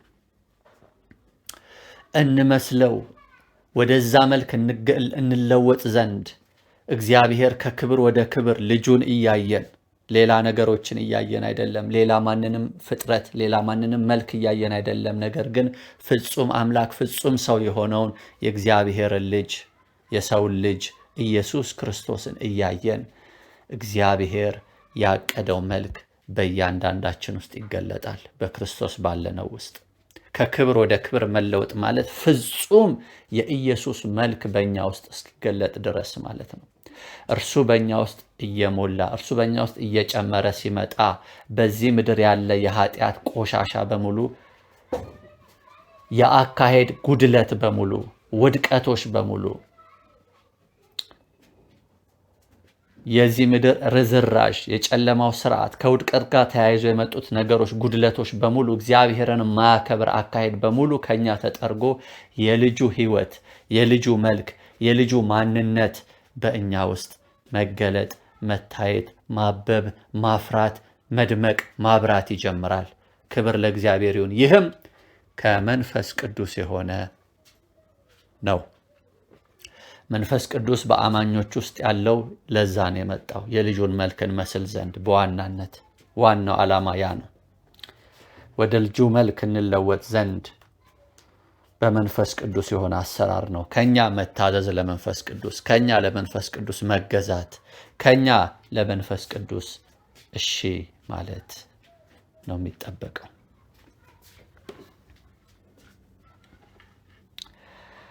ሁለተኛ ቆሮንቶስ ምዕራፍ 1 ቁጥር 12 ላይ የእግዚአብሔር ቃል እንደዚህ ይላል። ትምክህታችን ይህ ነውና በእግዚአብሔር ጸጋ እንጂ በሥጋዊ ጥበብ ሳይሆን በእግዚአብሔር ቅድስናና ቅንነት በዚህ ዓለም ይልቁንም በእናንተ ዘንድ እንደኖርን የሕሊናችንን ምስክርነት ነው ይላል።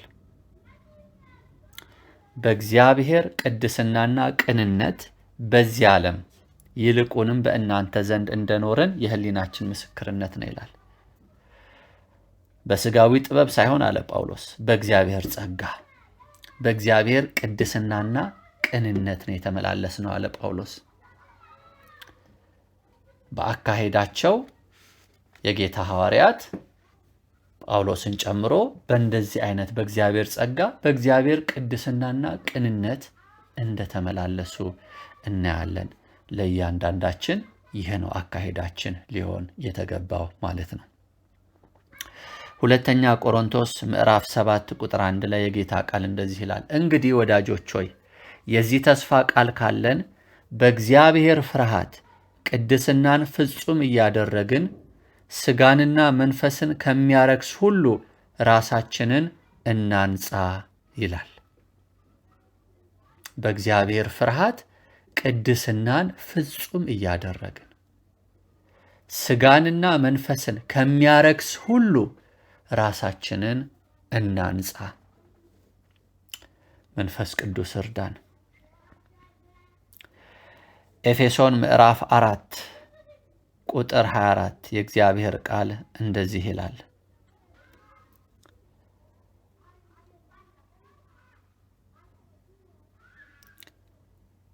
ቁጥር 22 ጀምሮ ላንብበው።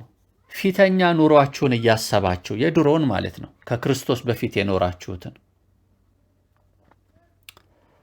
እንደሚያታልል ምኞት የሚጠፋውን አሮጌውን ሰው አስወግዱ፣ በአእምሯችሁም መንፈስ ታደሱ። ቁጥር 24 ይህ ነው። ለእውነትም በሚሆኑ ጽድቅና ቅድስና እንደ እግዚአብሔር ምሳሌ የተፈጠረውን አዲሱን ሰው ልበሱ ይላል።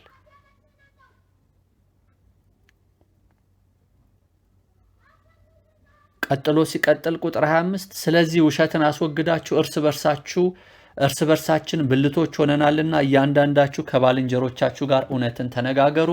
የክርስቶስ ቅድስና በእያንዳንዳችን ሕይወት ሲገለጥ የእግዚአብሔር ውበትና አካሄድ በአንደበታችን ሁሉ ይገለጣል ማለት ነው። በአኗኗራችን፣ በአስተሳሰባችን፣ በአስተያየታችን፣ በአሰማማችን ሁሉ የጌታችን ልብና መልክ ይገለጣል በእኛ ውስጥ።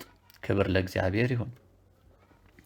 አንደኛ ተሰሎንቄ ምዕራፍ 2 ቁጥር 10 የእግዚአብሔር ቃል እንደዚህ ይላል፣ በእናንተ በምታምኑ ዘንድ በእንዴት ያለ ቅድስናና ጽድቅ ነቀፋም በሌለበት ኑሮ እንደ ሄድን እናንተና እግዚአብሔር ምስክሮች ናችሁ ይላል።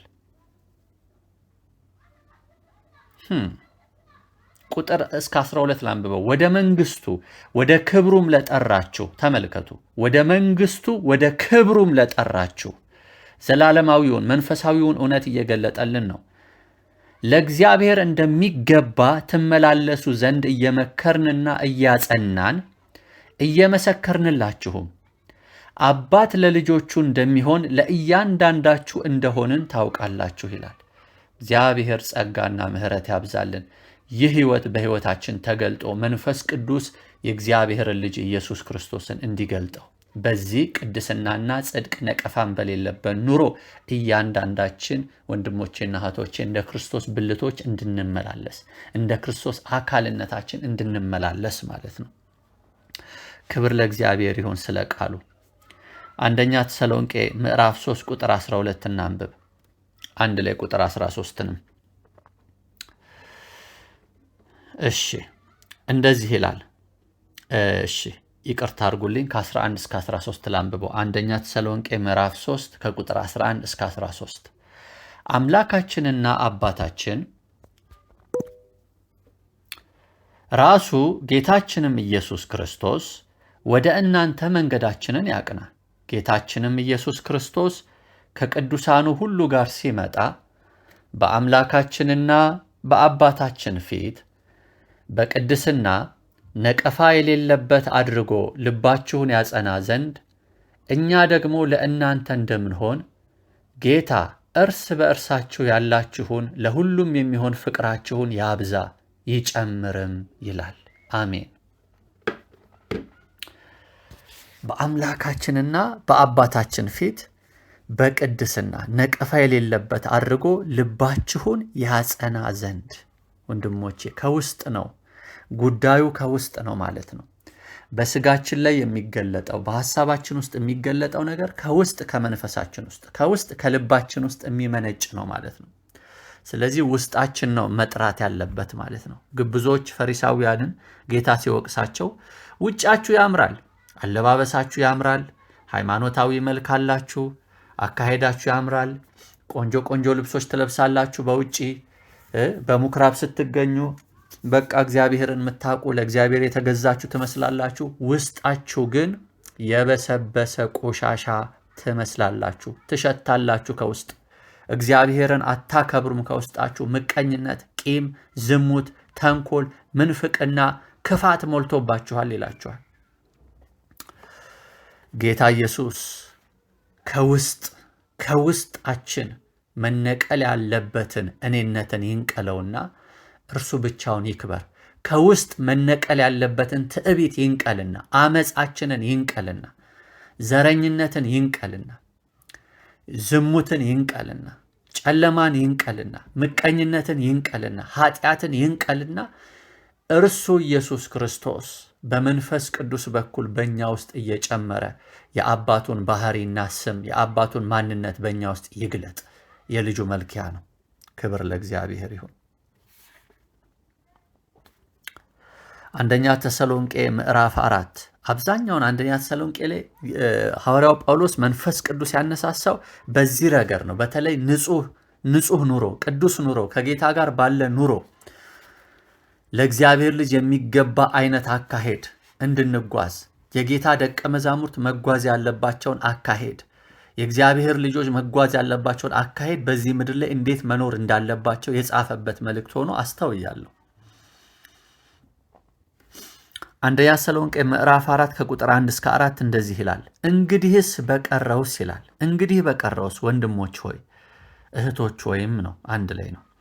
ልትመላለሱ እግዚአብሔርንም ደስ ልታሰኙ እንዴት እንደሚገባችሁ ከእኛ ዘንድ እንደተቀበላችሁ እናንተ ደግሞ እንድትመላለሱ ከፊት ይልቅ ትበዙ ዘንድ በጌታ በኢየሱስ እንለምናችኋለን እንመክራችሁም አለን። በጌታ በኢየሱስ የትኛውን ትእዛዝ እንደሰጠናችሁ ታውቃላችሁና ይህ የእግዚአብሔር ፈቃድ እርሱም መቀደሳችሁ ነውና ከዝሙት እንድትርቁ እግዚአብሔርን እንደማያውቁ አሕዛብ በፍትወት ምኞት አይደለም እንጂ ከእናንተ እያንዳንዱ የራሱን ዕቃ በቅድስናና በክብር ያገኝ ዘንድ እንዲያውቅ አስቀድመን ደግሞ እንዳልናችሁ እንደመሰክርንላችሁ ጌታ ስለዚህ ነገር ሁሉ የሚበቀል ነውና ማንም በዚህ ነገር አይተላለፍ፣ ወንድሙንም አያታልል። ለርኩሰት ሳይሆን እግዚአብሔር በቅድስና ጠርቶናልና። እንግዲህ የሚጥል ሰውን የጣለ አይደለም፣ መንፈስ ቅዱስን በእናንተ እንዲኖር የሰጠውን እግዚአብሔርን ነው እንጂ። እናንተ ራሳችሁ እርስ በርሳችሁ ልትዋደዱ በእግዚአብሔር ተምራችኋልና ስለ ወንድማማች መዋደድ ማንም ይጽፍላችሁ ዘንድ አያስፈልጋችሁም። አንደኛ ተሰሎንቄ ምዕራፍ 4 ከ1 እስከ 9 ነው አሁን ያነበብኩት። ወንድሞች እና ቅዱሳን እህቶች ምን ያህል ሲሪየስሊ በቅድስና መኖር እንደ አንድ ክርስቲያን ጸጋው በእምነት ያዳነን ኃጢአተኝነትና ዓለማዊ ምኞትን ክደን የተባረከውን የጌታችንና የአምላካችንን የኢየሱስ ክርስቶስን ክብር መገለጥ እንድንጠባበቅ ነው የቲቶ መጽሐፍ ላይም እንደተጻፈ። ስለዚህ ወንድሞቼ ጸጋው በእምነት ካዳነን በዚህ ምድር በስጋ ውስጥ በምንኖረው ኑሮም ከዝሙት በመራቅ በክርስቶስ ትምህርት በመኖር የመምህራችንን የጌታችንን የእግዚአብሔርን ልጅ የኢየሱስ ክርስቶስን ውበት እንድንገልጥ፣ ፍቅሩን እንድንገልጥ፣ ቅድስናውን እንድንገልጥ፣ ጸጋውን፣ ቸርነቱን፣ እውነቱን እንድንገልጥ፣ ምሕረቱን እንድንገልጥ እንዲሁም የእግዚአብሔር አብ የአባታችንን ማንነት በልጁ የተገለጠልንን ማንነቱን፣ ጌትነቱን፣ አባትነቱን፣ ርኅራኄውን፣ ፍቅሩን፣ ቸርነቱን እንድንገልጥ የሚሆነው እንደ ክርስቲያኖች እግዚአብሔር ቅዱስ እንደሆነ በእርሱ ንጽሕና ከዓለም ጋር በመጨማለቅ ሳይሆን ክርስቶስን እንደማያውቁ በፍትወት እንደሚኖሩ፣ ጣዖት በማምለክ እንደሚኖሩ፣ በዝሙት እንደሚኖሩ፣ በጨለማ አካሄድ እንደሚኖሩ፣ በተንኮል ያለ ፍቅር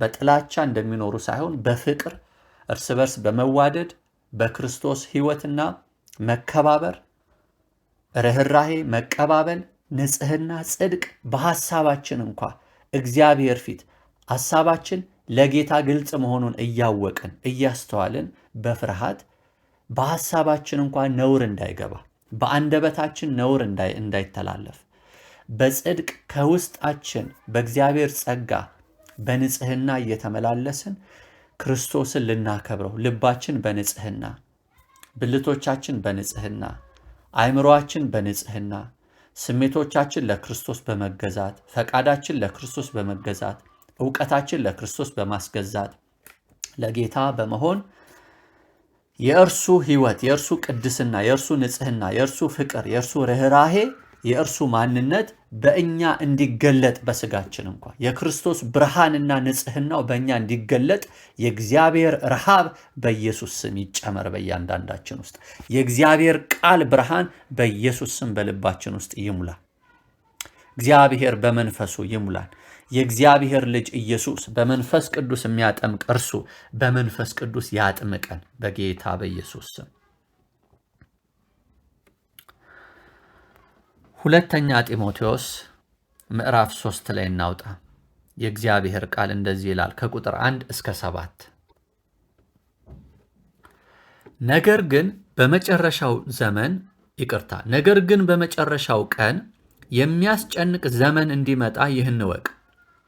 ጳውሎስ ለጢሞቴዎስ የክርስቶስ ደቀ መዝሙር የሆነው ጢሞቴዎስ ሐዋርያው የክርስቶስ ሐዋርያ ጳውሎስ መልእክት እየጻፈለት ነው።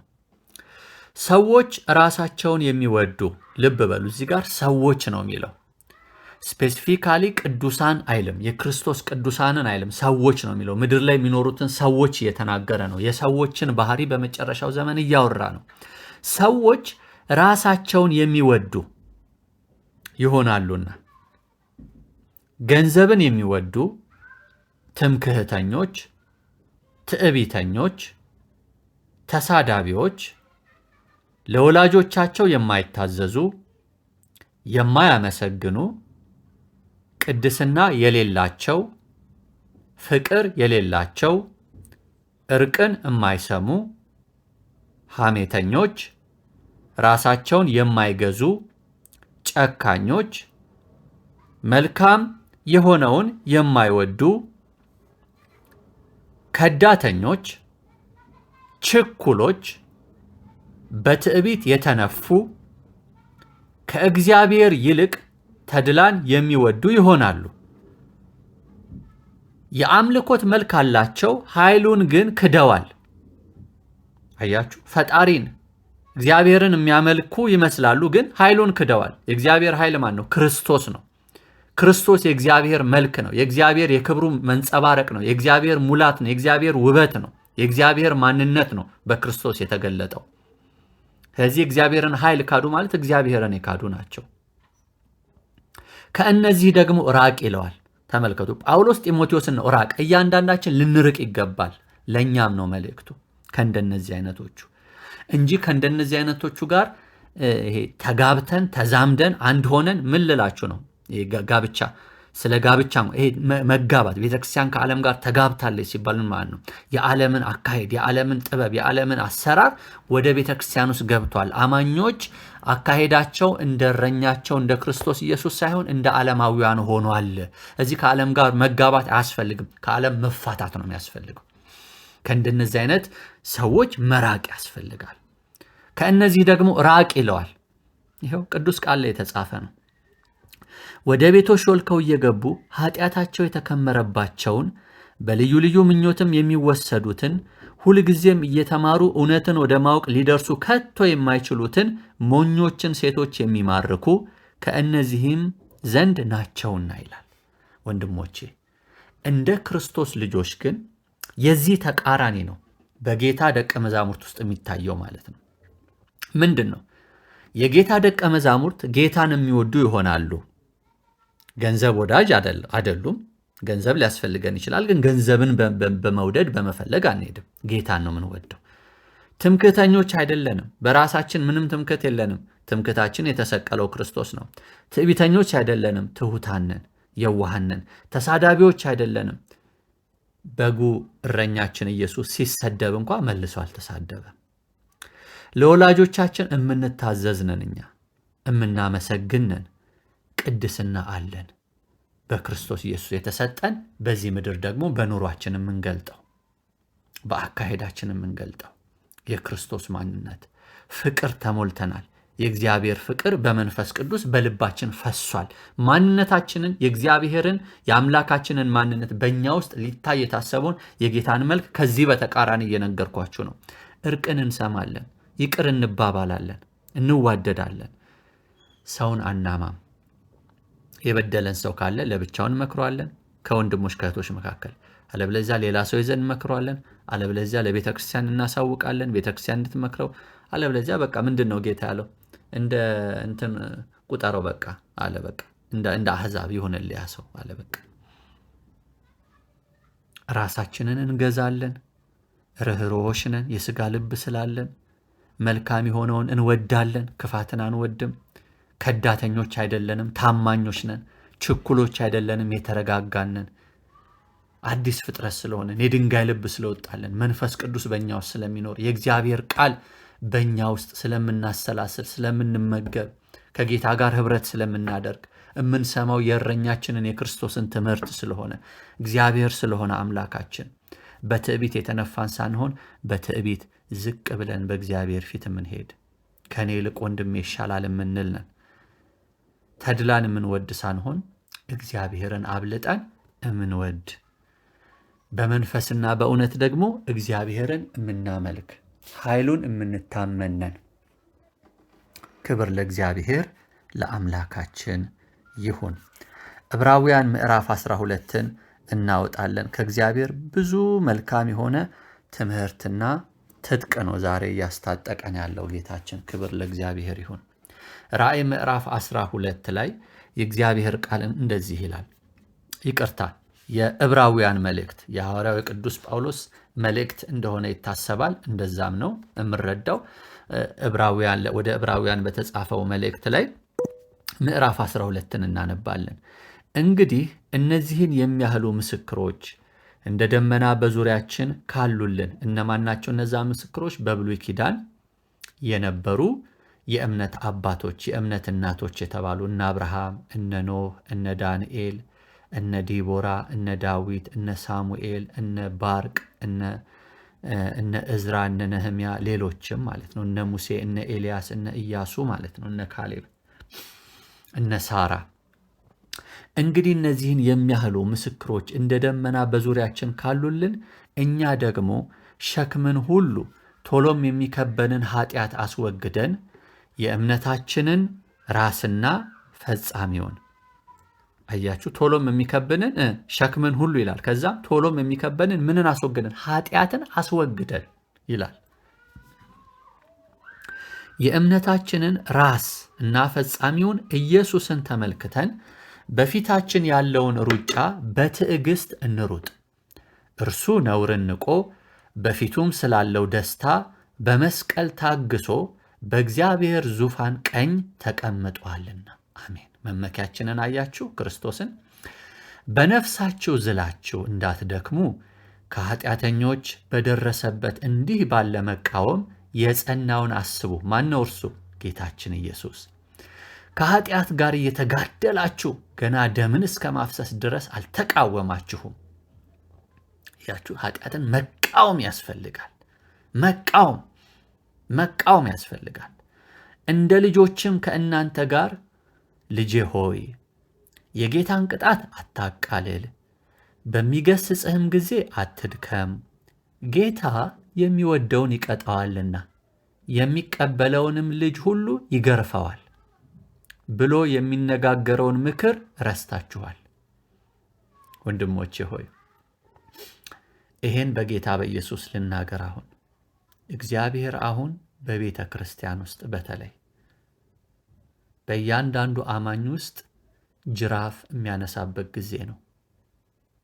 ለጥቅማችን ይቀጣናል፣ ይገስጸናል። ከመንገዱ የወጣን ከቃሉ ከትምህርቱ ወጥተን በራሳችን እየፋነንን ያለን ምእመናን፣ የጌታ ልጆች፣ አገልጋዮች ሁሉም ልዩነት የለም። እያንዳንዱ ከጌታ ዘንድ ከጌታ ርቆ እየኖረ ያለ በራሱ መንገድ ኮብልሎ ያለ ጌታ ስለሚወድ እንደ ልጆች ስለተቀበለን በእግዚአብሔር ቤት በእያንዳንዳችን ውስጥ ማለት ነው በአመነው ውስጥ የእግዚአብሔር ፍርድ የሚጀምርበት ነው። ጌታ ዓለምን ከመፍረዱ በዓለም ያሉትን ከመፍረዱ በፊት መጀመሪያ ክርስቶስ ኢየሱስ አምላካችን፣ አዳኛችን፣ ቤዛችን፣ መድኃኒታችን፣ እረኛችን፣ ንጉሳችን፣ ትምክህታችን የእግዚአብሔር ልጅ ነው፣ ስለ ኃጢአታችን ሞቷል፣ ተሰቅሏል፣ ከሙታን ተነስቷል ብለው ላመኑት ሁሉ ጌታ ነው ብለው ለሚጠሩት ሁሉ እያንዳንዳቸው የሃይማኖት ተቋም ሳይለይ በተለይ የክርስቶስን ጌትነትና አምላክነት የሚያምኑ የእግዚአብሔር አብ ልጅ ነው፣ መንፈስ ቅዱስ የመሰከረለት ነው፣ ከቅድስት ድንግል በሥጋ ተወልዷል ብለው የሚያምኑ በአብ በወልድ በመንፈስ ቅዱስ የሚያምኑ አካሄዳቸውን ግን ከጌታ ጋር ያላደረጉ ዳግመኛ ተወልደው ነገር ግን አካሄዳቸውን ከጌታ ጋር ያላደረጉ ካሉ እያንዳንዳቸው ጌታ ጅራፍ የሚያነሳበት ተግሳጽ ለልጆቹ የሚሰጥበት ጊዜና ወራት ነው።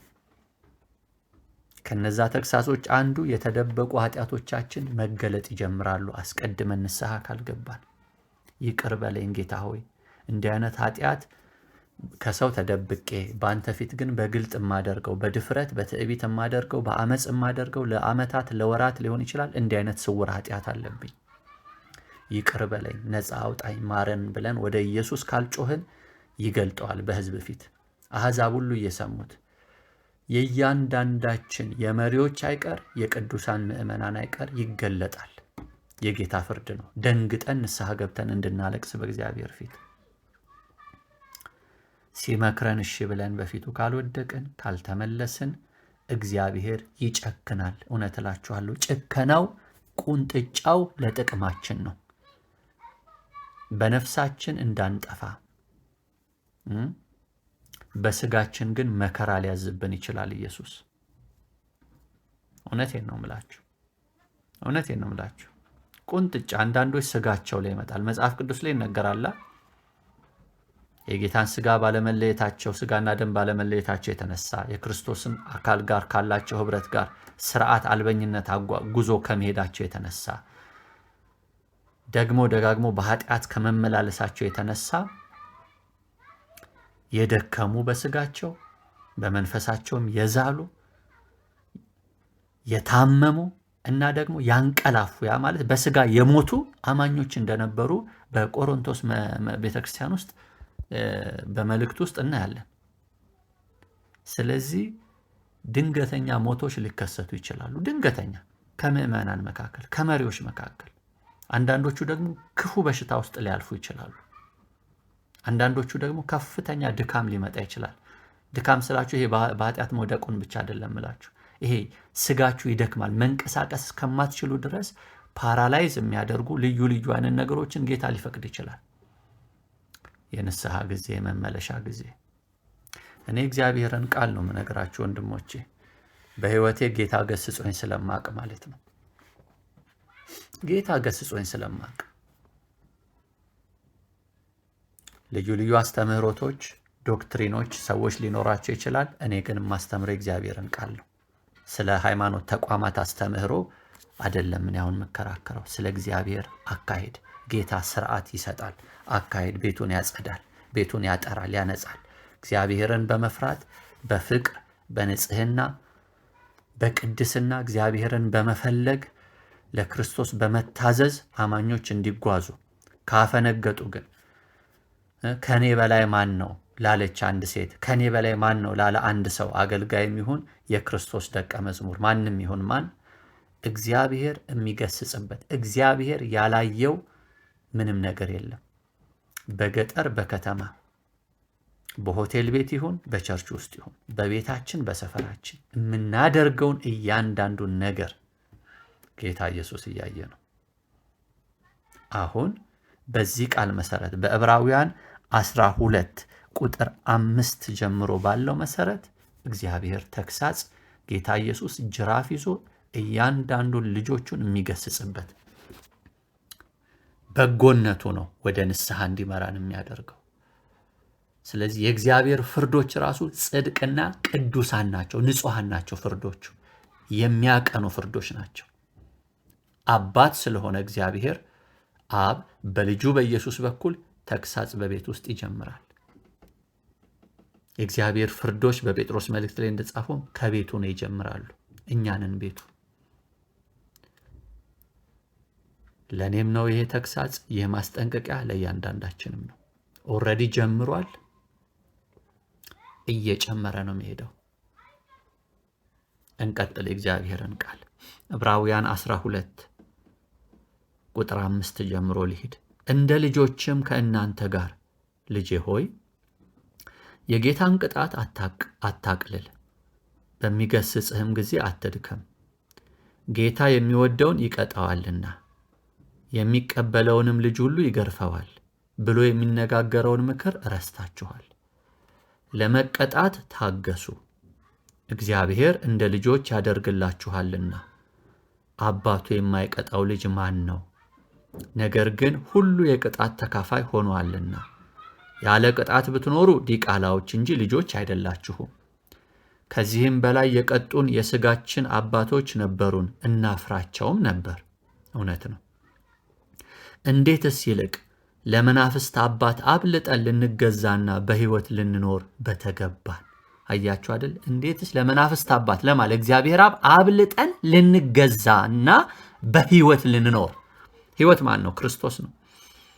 ለአብ አብልጠን ስንገዛ በክርስቶስ ትምህርት ነው የምንኖረው እንጂ አንፋንንም በራሳችን መንገድ። ከኔ በላይ ቃሉን ማን ያውቃል ብላችሁ በአፋችሁ ቃሉን የምንሰብክ በሕይወታችን የማንኖርበት ውሸታሞች አሁን ጊዜ መጥቶልናል። አሁን ከጌታ ዘንድ ፍርድ መጥቶልናል። እግዚአብሔር ስለወደደን ስለጠላን አይደለም፣ እንደ ልጆች ስለተቀበለን የሚገስጽበት ጊዜ ጀምሯል። ለዚህ አንዳንዶች ውርደት ይመስላችኋል፣ ግን ውርደት እየመጣ ነው።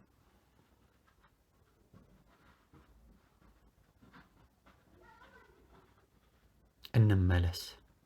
ጌታ ኢየሱስ ጥቂት ጊዜ ሰጥቶናል። ዛሬ ማለት ነው። ያቺ ጥቂት ቀን አሁን ናት። ስለ ነገ፣ ስለ ከሰዓት፣ ስለ ምሽት፣ ስለ ጠዋት አታውቁም። አሁን በጌታ ፊት ወድቀን በእግዚአብሔር ፊት ከልባችን የምንመለስበት ማረኝ፣ ነፃ አውጣኝ የምትሉበት ከኃጢአት ነፃ የምትወጡት በጌታ በኢየሱስ ስምና በኃይሉ ብቻ ነው። የእሱ እርዳታ ነው ነፃ የሚያወጣችሁ። እናንተ ግን ፈቃደኝነት እምቢ በቃኝ ብላችሁ ኃጢአትን መቃወም ያስፈልጋችኋል። ጌታ በመንፈስ ቅዱስ ያበረታችኋል፣ በቃሉ ያነጻችኋል፣ ያጸዳችኋል። ስሙ የኃጢአትን ስርየት ያስገኛል፣ ደሙ ያጥባችኋል፣ ይቀድሳችኋል።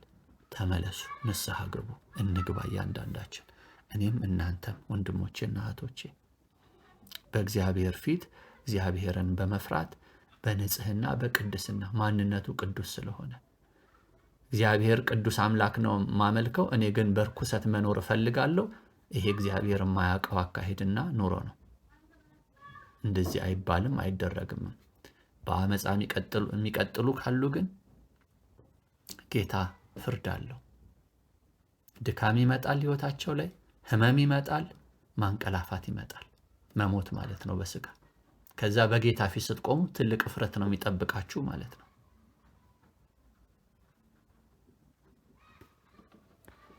በአፋችን ጌታ ጌታ እንላለን፣ ነገር ግን ጌታ ለሆነው ለኢየሱስ ካልተገዛን፣ በእሱ ትምህርት ካልኖር ምንድን ነው ጌታ ጌታ ማላችን?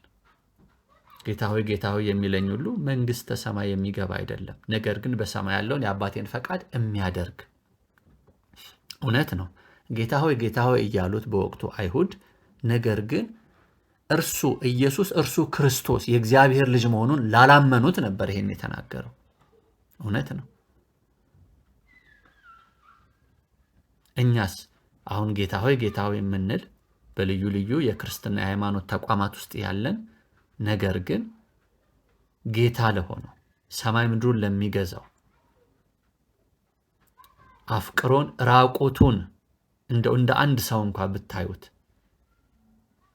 ወንድሜ አንተ ራቁትን ትሰቀላለህ ከተማ ሁሉ እየሳቀብ፣ እንዴት ውርደት! እንዴት እኮ ኢየሱስ እንደጠገበ ስለኛ ሲል ያ የከበረ አምላክና ጌታ ኢየሱስ ሰው ብቻ አይደለም፣ ፍጹም አምላክ ፈጣሪክ ነው። ስለአንተ በስጋ ያንን መከራ ራቁቱን በእንጨት መስቀል ላይ እንደ አንድ ወንበዴ ተቆጥሮ የሰው ልጆችን ኃጢአት ተሸክሞ የእግዚአብሔርን ፍቅር ስለኛ የገለጠው ደሙን እያዘራ እየተተፋበት ጺሙን እየተነጨ ጸጉሩ ላይ እሾክ ጠቅጥቀውበት በዱላ በቡጢ እየመቱት እስኪ ትንቢት ተናገር እየተባለ እየተሾፈበት የነቢያት እውነተኛ ጌታ የሆነ ፈጣሪ ያ የተዘባበቱበት እኮ ስለ ኃጢአታችን ነው ዋጋ የከፈለው። እኛ እንደ ቀልድ ያንን ዋጋ ያንን የተሰዋውን መሲህ የተሰዋውን የታረደውን በግ ደም ለምን እናክፋፋለን? ወደንና ፈቅደን በኃጢአት እየተጨመላለቅ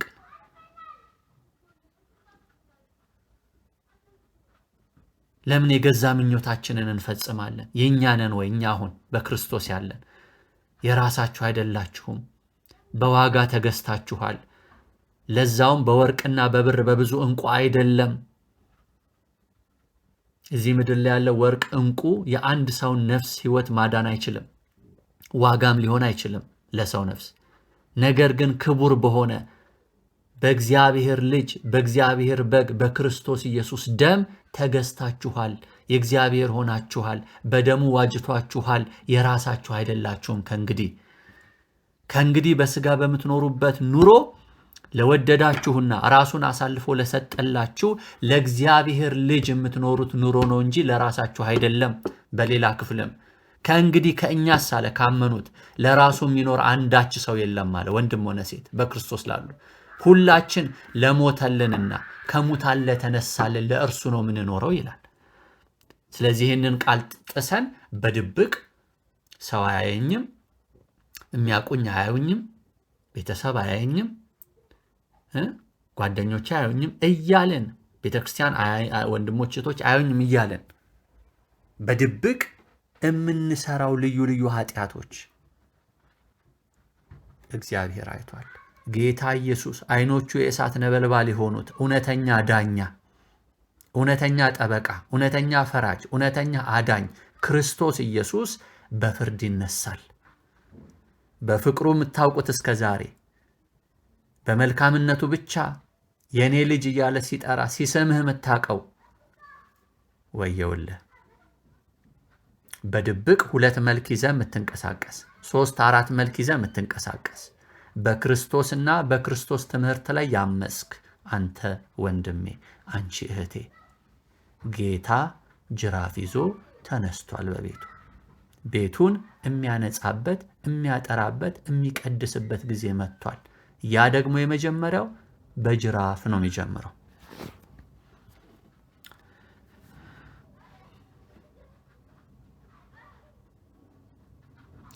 ጩኸትና ድንጋጤ በእግዚአብሔር ቤት ውስጥ ይመጣል። ከጌታ ፍርድ የተነሳ እግዚአብሔርን መፍራት ይመጣል፣ ወደ ቤቱ ይመለሳል እላችኋለሁ። በእግዚአብሔር ፊት መንቀጥቀጥ ይጀመራል እላችኋለሁ። እግዚአብሔርን በፍቅሩ ብቻ ሳይሆን በፍርዱም እናውቀዋለን እላችኋለሁ።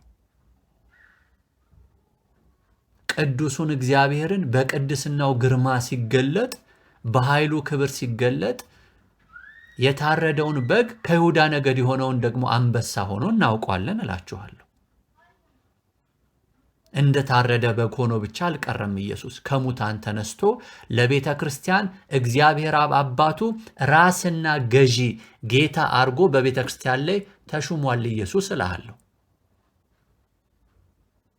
እንደፈለክ በእግዚአብሔር ቤት በክርስቶስ አማኞች ላይ እምትፋንኑ እንደፈለጋችሁ እንደ ቃልቻና እንደ ጠንቋዮች የእግዚአብሔርን ቤት ያደረጋችሁ ወንድሞችና እህቶች ተጠንቀቁ።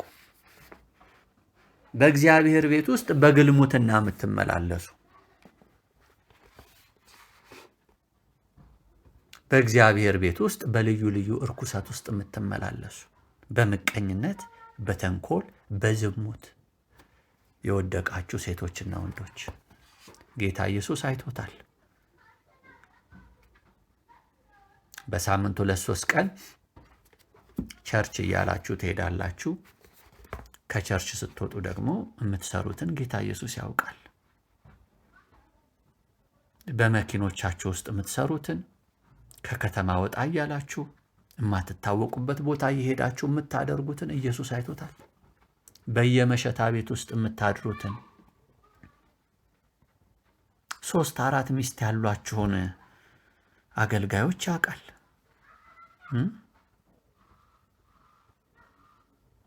ከባልሽ ውጭ የምትሄጂውን ያውቃል ኢየሱስ። ሳትጋቡ ለጸሎት በሚል ሰበብ አብራችሁ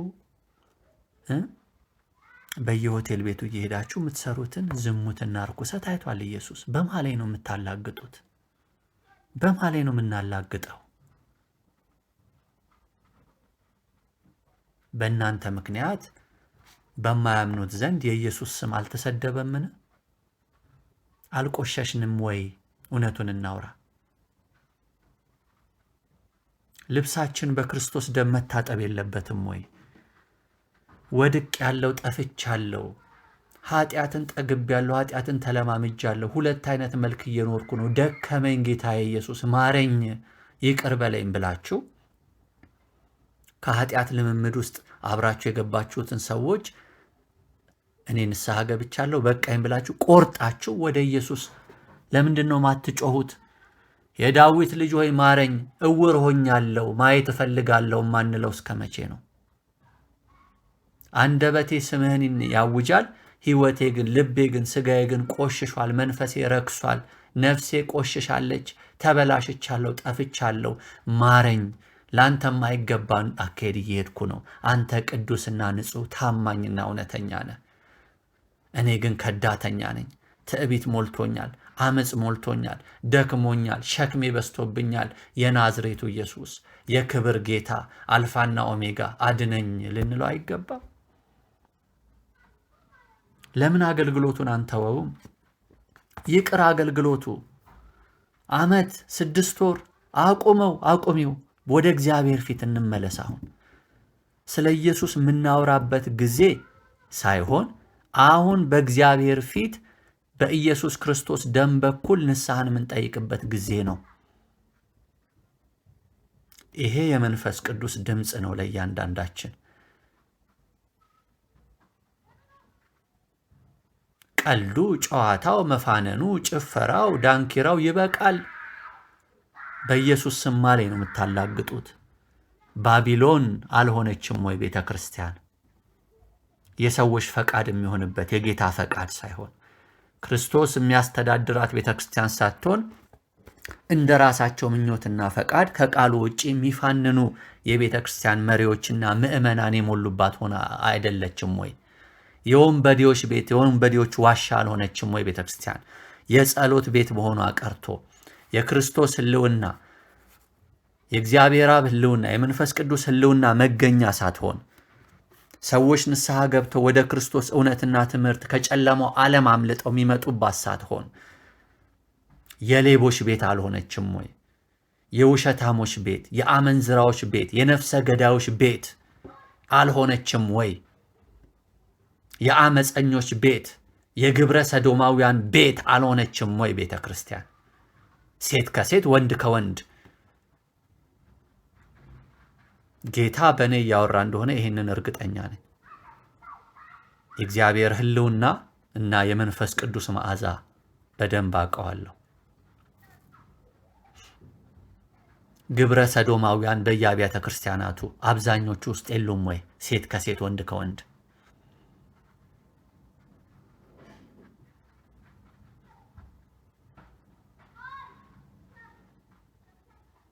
ሁላችንም በአንድ ላይ ረክሰናል። አንድስ ነቢይ የለም፣ አንድስ ካህን የለም ብለው በብሉይ ኪዳን የተናገሩ ነቢያት እውነት አሉ።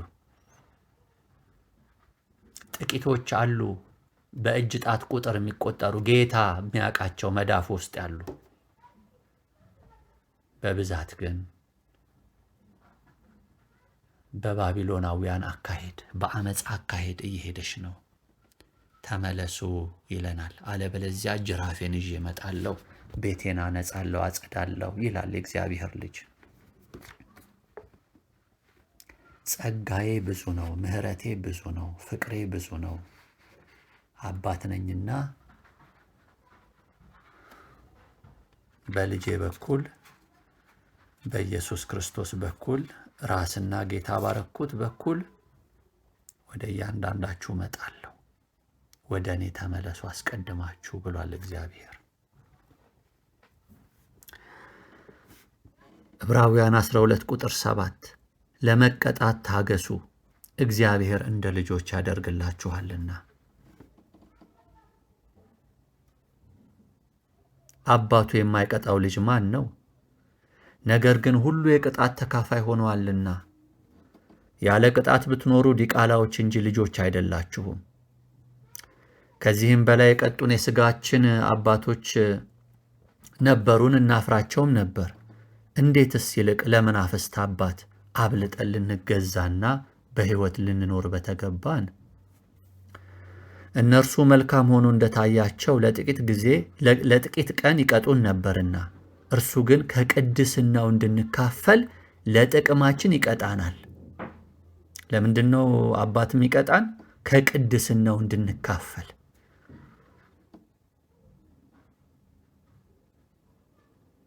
ለጥቅማችን ይቀጣናል። ቅጣት ሁሉ ለጊዜው የሚያሳዝን እንጂ ደስ የሚያሰኝ አይመስልም። ዳሩ ግን በኋላ ለለመዱት የሰላምን ፍሬ እርሱም ጽድቅን ያፈራላቸዋል። ወንድሞቼ፣ እረፍት ያጣችሁ፣ ኑሯችሁ የተበጠበጠ፣ ልባችሁ አይምሯችሁ የተበጠበጠ፣ ራስ ምታት፣ ደም ግፊት፣ ኩላሊት ያናወጣችሁ፣ ሰላም ያጣችሁ፣ ቤታችሁ፣ ልጆቻችሁ፣ ትዳራችሁ፣ አካሄዳችሁ፣ አገልግሎታችሁ፣ ሁሉ ነገር እንደው ሸክም የሆነባችሁ ችግሩ አካሄዳችሁ ነው ይላል እግዚአብሔር። ካልተመለሳችሁ ይኸው እግዚአብሔር ይቀጣችኋል። በቅጣት ሰላምን እንድታገኙ ያደርጋችኋል። ንስሐ ትገባላችሁ። ከበጎነቱ የተነሳ በጎነቱና ቸርነቱ ነው ቅጣቱን የሚያስነሳው። ንስሐ እንድትገቡ በቃሉ ተመክራችሁ እምቢ ካላችሁ፣ መንፈስ ቅዱስ ላይ ካመጻችሁ፣ ኢየሱስን ካላከበራችሁ፣ ካልወደዳችሁት በቃሉ በመኖር እግዚአብሔር እንግዲህ ሲራራላችሁ ቅጣት ነው የሚጀምረው። ቅጣቱ ደግሞ የተሰበረ ልብን ይሰጣችኋል። የእግዚአብሔር ፍርድ የተሰበረ ልብን፣ ሀምብል እንድትሆኑ ያደርጋችኋል። እናንተ ሀምብል አልሆንም ካላችሁ አባታችሁ ስለሆነ የሰላምን ፍሬ እርሱም ጽድቅን ያፈራላችኋል። ከዛ በእግዚአብሔር ፊት በመፋነን ሳይሆን ራሳችሁን በማዋረድ በዝቅታ በእግዚአብሔር ፊት በትህትና በእግዚአብሔር ፊት በፍርሃት በእግዚአብሔር ፊት መመላለስ ትጀምራላችሁ። በእግዚአብሔር ፊት የሚኖር ሰው በሰው ፊትም በቅድስና በጽድቅ ይመላለሳል፣ በአምላኩ ክብር ይመላለሳል። በእግዚአብሔር ፊት የማይኖር ሰው ምን አይነት ነው? እግዚአብሔር እንዳለ እንኳ ረስቶ እንደ ራሱ የሚኖር ማለት ነው። እንደፈለገውን የሚያደርግ ባቢሎናዊ።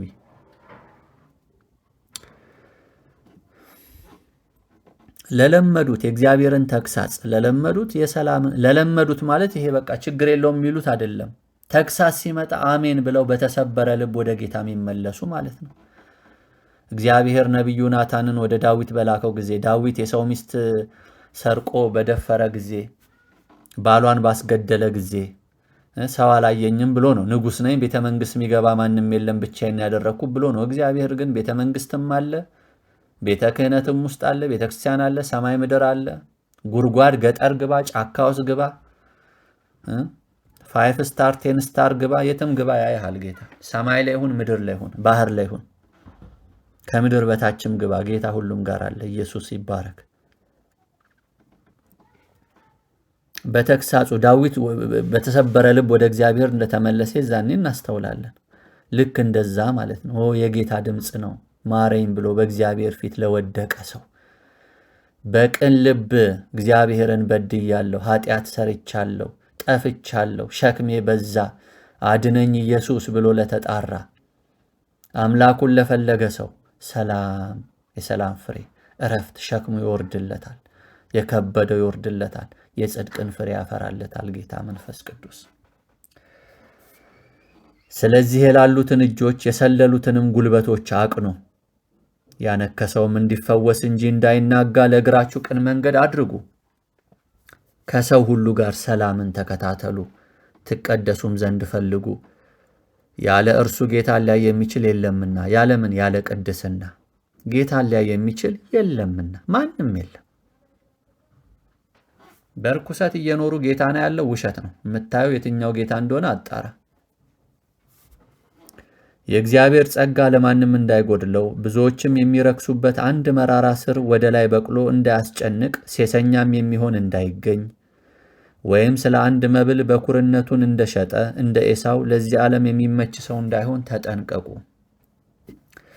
ከዚያ በኋላ እንኳ ኤሳው ማለት ነው በረከቱን ሊወርስ በወደደ ጊዜ እንደተጣለ ታውቃላችሁና በእንባ ተግቶ ምንም ቢፈልገው ለንስሐ ስፍራ አላገኘምና ሊዳሰስ ወደሚችል ወደሚቃጠልም እሳት ወደ ጭጋግም ወደ ጨለማም ወደ አውሎ ነፋስም ወደ መለከት ድምፅም ወደ ቃሎችም ነገር አልደረሳችሁምና። ያም እግዚአብሔር በብሉይ ኪዳን ለሙሴና ለእስራኤል ሲገለጥ ማለት ነው። በዛ አይነት ክብር ነው የተገለጠው።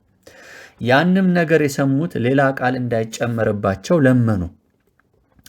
እንስሳ እንኳ ተራራውን ቢነካ ተወግሮ ይሙት የምትለውን ትእዛዝ ሊታገሱ አልቻሉምና ሙሴም እጅግ እፈራለሁ እንቀጠቀጥም አለው እስኪል ድረስ የሚታየው እጅግ የሚያስፈራ ነበር።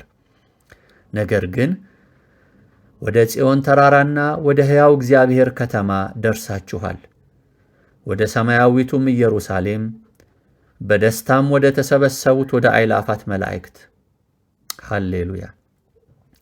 በሰማያትም ወደ ተጻፉ ወደ በኩራት ማኅበር የሁሉም ዳኛ ወደሚሆን ወደ እግዚአብሔር አሜን። ፍጹማንም ወደ ሆኑት ወደ ጻድቃን መንፈሶች የአዲስ ኪዳን መካከለኛ ወደሚሆን ወደ ኢየሱስ አሜን። ከአቤልም ደም ይልቅ የሚሻለውን ወደሚናገር ወደ መርጨት ደም ደርሳችኋል። አሜን። ለሚናገረው እምቢ እንዳትሉ ተጠንቀቁ። እነዚያ በምድር ላስረዳቸው እምቢ ባሉ ጊዜ ካላመለጡ ከሰማይ ከመጣው ፈቀቅ የምንል እኛስ እንዴት እናመልጣለን? በዚያም ጊዜ ድምፁ ምድርን አናወጠ። አሁን ግን ወንድሞቼ፣ አሁን ግን አንድ ጊዜ ደግሜ እኔ ሰማይን አናውጣለሁ እንጂ ምድርን ብቻ አይደለም ብሎ ተስፋ ሰጥተዋል። ዳሩ ግን አንድ ጊዜ ደግሜ የሚል ቃል የማይናወጡት ጸንተው እንዲኖሩ የሚናወጡት የተፈጠሩ እንደሚሆኑ ይለወጡ ዘንድ ያሳያል። ስለዚህ የማይናወጥን መንግሥት ስለምንቀበል በማክበርና በፍርሃት እግዚአብሔርን ደስ እያሰኘን የምናመልክበትን ጸጋ እንያዝ። አምላካችን በእውነት የሚያጠፋ እሳት ነውና። አያችሁ፣ ራሳችንን ደስ እያሰኘን አይልም። የሥጋ ፍላጎታችንን ደስ እያሰኘን አይልም። ፈቃድ እውቀታችንን ደስ እያሰኘን አይልም። እግዚአብሔርን ደስ እያሰኘን የምናመልክበትን ጸጋ እንያዝ። አያችሁ፣ የእግዚአብሔር ጸጋ እግዚአብሔርን ደስ የሚያሰኝ ነው እንጂ ለሥጋ ፍትወታችን አሳልፎ የሚሰጠን አይደለም። አምላካችን በእውነት የሚያጠፋ እሳት ነውና። ይህ የተጻፈው ለዕብራውያን ነው ወንድሞቼ፣ ለእያንዳንዳችንም መልእክት ነው። ራእይ ምዕራፍ 22 ከቁጥር 1 እስከ 17 የመጨረሻውን ለዛሬ የቅድስናው መንገድ በሚለው ክፍል የምናየውን ከእግዚአብሔር መንፈስ ቅዱስ የተሰጠን ክፍል ነው። ራእይ 22 ከ1 እስከ 17 በአደባባይዋን መካከል ከእግዚአብሔርና ከበጉ ዙፋን የሚወጣውን በአደባባይዋን መካከል ከእግዚአብሔርና ከበጉ ዙፋን የሚወጣውን እንደ ብርሌ ወይም እንደ ብርጭቆ የሚያንጸባርቀውን የሕይወትን ውሃ ወንዝ አሳየኝ። በወንዙም ወዲያና ወዲህ በየወሩ እያፈራ 12 ፍሬ የሚሰጥ የሕይወት ዛፍ ነበረ። የዛፉም ቅጠሎች ለሕዝብ መፈወሻ ነበሩ። ከእንግዲህም ወዲህ መርገም ከቶ አይሆንም። የእግዚአብሔርና የበጉም ዙፋን በእርሷ ውስጥ ይሆናሉ፣ ባሪያዎቹም ያመልኩታል፣ ፊቱንም ያያሉ። ይህ እንግዲህ ወደፊት የሚሆን ነው። ዮሐንስ 100 ዓመተ ምህረት አካባቢ በራእይ ያየው ነው። ነገር ግን አሁንም በእኛ ዘመን ላይ የሚሆን ሳይሆን ገና ወደፊት ሊመጣ ያለ ነው። በሰማይ የሚሆን ነው። ባሪያዎቹም ያመልኩታል፣ ፊቱንም ያያሉ። ማንን? እግዚአብሔርን። ስሙም በግንባሮቻቸው ይሆናል። የማ ስም? የእግዚአብሔር። ይህ ምንን ያሳያል? ስም የእግዚአብሔርን ስልጣን፣ የእግዚአብሔር ስም የእግዚአብሔርን ባህሪ፣ የእግዚአብሔርን ማንነት የያዘ ነው። ስለዚህ የእግዚአብሔር ስልጣን፣ የእግዚአብሔር ማንነት፣ የእግዚአብሔር ባህሪ በእግዚአብሔር ባሪያዎች ግንባር ላይ ይሆናል ማለት እያንዳንዳችን በክርስቶስ ላመነን ጌታ ኢየሱስን የእግዚአብሔር ልጅን ለተቀበል ነው እና ለተገዛንለት በትምህርቱ ለምንኖር እርሱን ለምንከተል በእርሱ በእኔ ኑሩ እኔም በእናንተ ኖራለሁ ላለው እርሱ መሆናችንን የሚያሳይ ነው።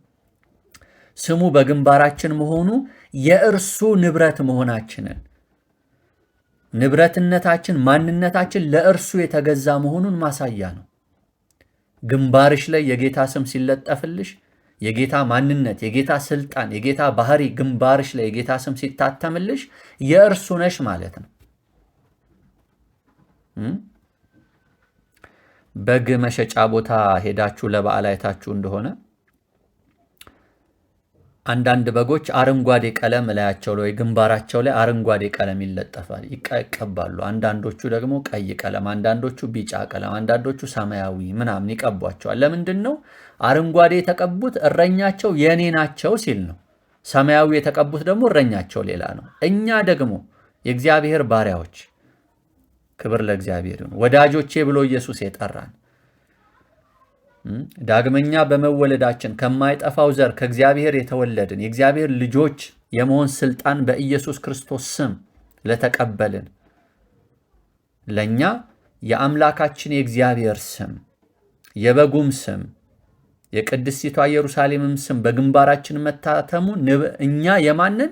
የአምላካችን የእውነተኛው አምላክ የእግዚአብሔር ነን። ይህንን ነው የሚያሳየው። የአብ የወልድ የመንፈስ ቅዱስ መሆናችንን ማሳያ ነው። ስሙም በግንባሮቻቸው ይሆናል።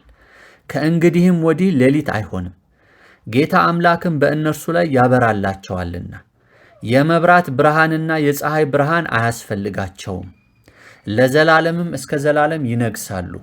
እርሱም እነዚህ ቃሎች የታመኑና እውነተኛዎች ናቸው። የነቢያትም መናፍስት ጌታ አምላክ በቶሎ ሊሆን የሚገባውን ነገር ለባሪያዎቹ እንዲያሳይ መልአኩን ሰደደ። እነሆ በቶሎ እመጣለሁ፣ የዚህን መጽሐፍ ትንቢት ቃል የሚጠብቅ ብፁዕ ነው አለኝ። ይህንም ያየሁትና የሰማሁት እኔ ዮሐንስ ነኝ። በሰማሁትና ባየሁትም ጊዜ ይህን ባሳየኝ በመልአኩ እግር ፊት እሰግድ ዘንድ ተደፋው። እርሱም እንዳታደርገው ተጠንቀቅ፣ ከአንተ ጋር ከወንድሞችህም ከነቢያት ጋር የዚህንም መጽሐፍ ቃል ከሚጠብቁ ጋር አብሬ ባሪያ ነኝ፣ ለእግዚአብሔር ስገድ አለኝ። ለእኔም ዘመኑ ቀርቦአልና የዚህን መጽሐፍ ትንቢት ቃል በማኅተም አትዝጋው። ስሙ፣ ዓመፀኛው ወደፊት ያምፅ፣ ርኩሱም ወደፊት ይርከስ፣ ጻድቁም ወደፊት ጽድቅ ያድርግ፣ ቅዱሱም ወደፊት ይቀደስ አለ። እነሆ በቶሎ እመጣለሁ፣ ለእያንዳንዱም እንደ ሥራው መጠን እከፍል ዘንድ ዋጋዬ ከእኔ ጋር አለ። አልፋና ኦሜጋ፣ ፊተኛውና ኋለኛው፣ መጀመሪያውና መጨረሻው እኔ ነኝ። ወደ ሕይወት ዛፍ ለመድረስ ሥልጣን እንዲኖራቸው በደጆቿም ወደ ከተማይቱ እንዲገቡ ልብሳቸውን የሚያጥቡ ብፁዓን ናቸው። ውሻዎችና አስማተኞች፣ ሴሰኛዎችም፣ ነፍሰ ገዳዮችም፣ ጣዖትንም የሚያመልኩት ውሸትንም የሚወዱና የሚያደርጉ ሁሉ በውጭ አሉ። እኔ ኢየሱስ በአብያተ ክርስቲያናት ዘንድ ይህን እንዲመሰክርላችሁ መልአኬን ላክሁ። እኔ የዳዊት ሥርና ዘር ነኝ፣ የሚያበራም የንጋት ኮከብ ነኝ። መንፈሱና ሙሽራይቱም ና ይላሉ። የሚሰማም ና ይበል፣ የተጠማም ይምጣ፣ የወደደም የሕይወትን ውሃ እንዲያው ይውሰድ። ወንድሞቼና እህቶቼ የቅድስናው መንገድ ጌታ በቅድስናዬ መንገድ ተመላለሱ፣ እኔ ቅዱስ ነኝና እናንተም በኑሯችሁ ሁሉ ቅዱሳን ሁኑ። ዓይኖቼ የእሳት ነበልባል ናቸው፣ እግሮቼ በእሳት እንደጋሉ ነሐስ ናቸው። እኔ የነገሥታት ንጉሥና የጌታዎች ጌታ የሁሉ ገዢ ነኝ ይላል የእግዚአብሔር ልጅ ኢየሱስ፣ የእግዚአብሔር ቃል ኢየሱስ። እንግዲህ በመሃላችሁ እመላለሳለሁ፣ ፈጥናችሁ ወደ እኔ ተመለሱ ይላል ኢየሱስ። ፈጥናችሁ ወደ እኔ ተመለሱ። የመጨረሻ ማስጠንቀቂያ፣ ፈጥናችሁ ወደ እኔ ተመለሱ። በተለይ በክርስቶስ ኢየሱስ ላላችሁ የእግዚአብሔር ፍርድ ከቤቱ የሚጀምርበት ጊዜ አሁን ነውና።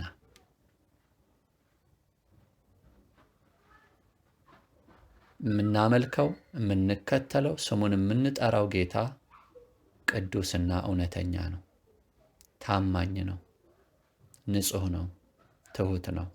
እርሱ እግዚአብሔር ነው። እርሱ የሰውም ልጅ ነው። ኢየሱስ ክርስቶስ ጌታ ነው። ለእግዚአብሔር አብ ክብር ይሁን። የእግዚአብሔር አብ ፍቅርና ምሕረት፣ የአዳኛችን የጌታ ኢየሱስ ክርስቶስ ጸጋና ሰላም፣ የመንፈስ ቅዱስ ማጽናናትና አመራር ከሁላችንም ጋር ይሁን። አሜን።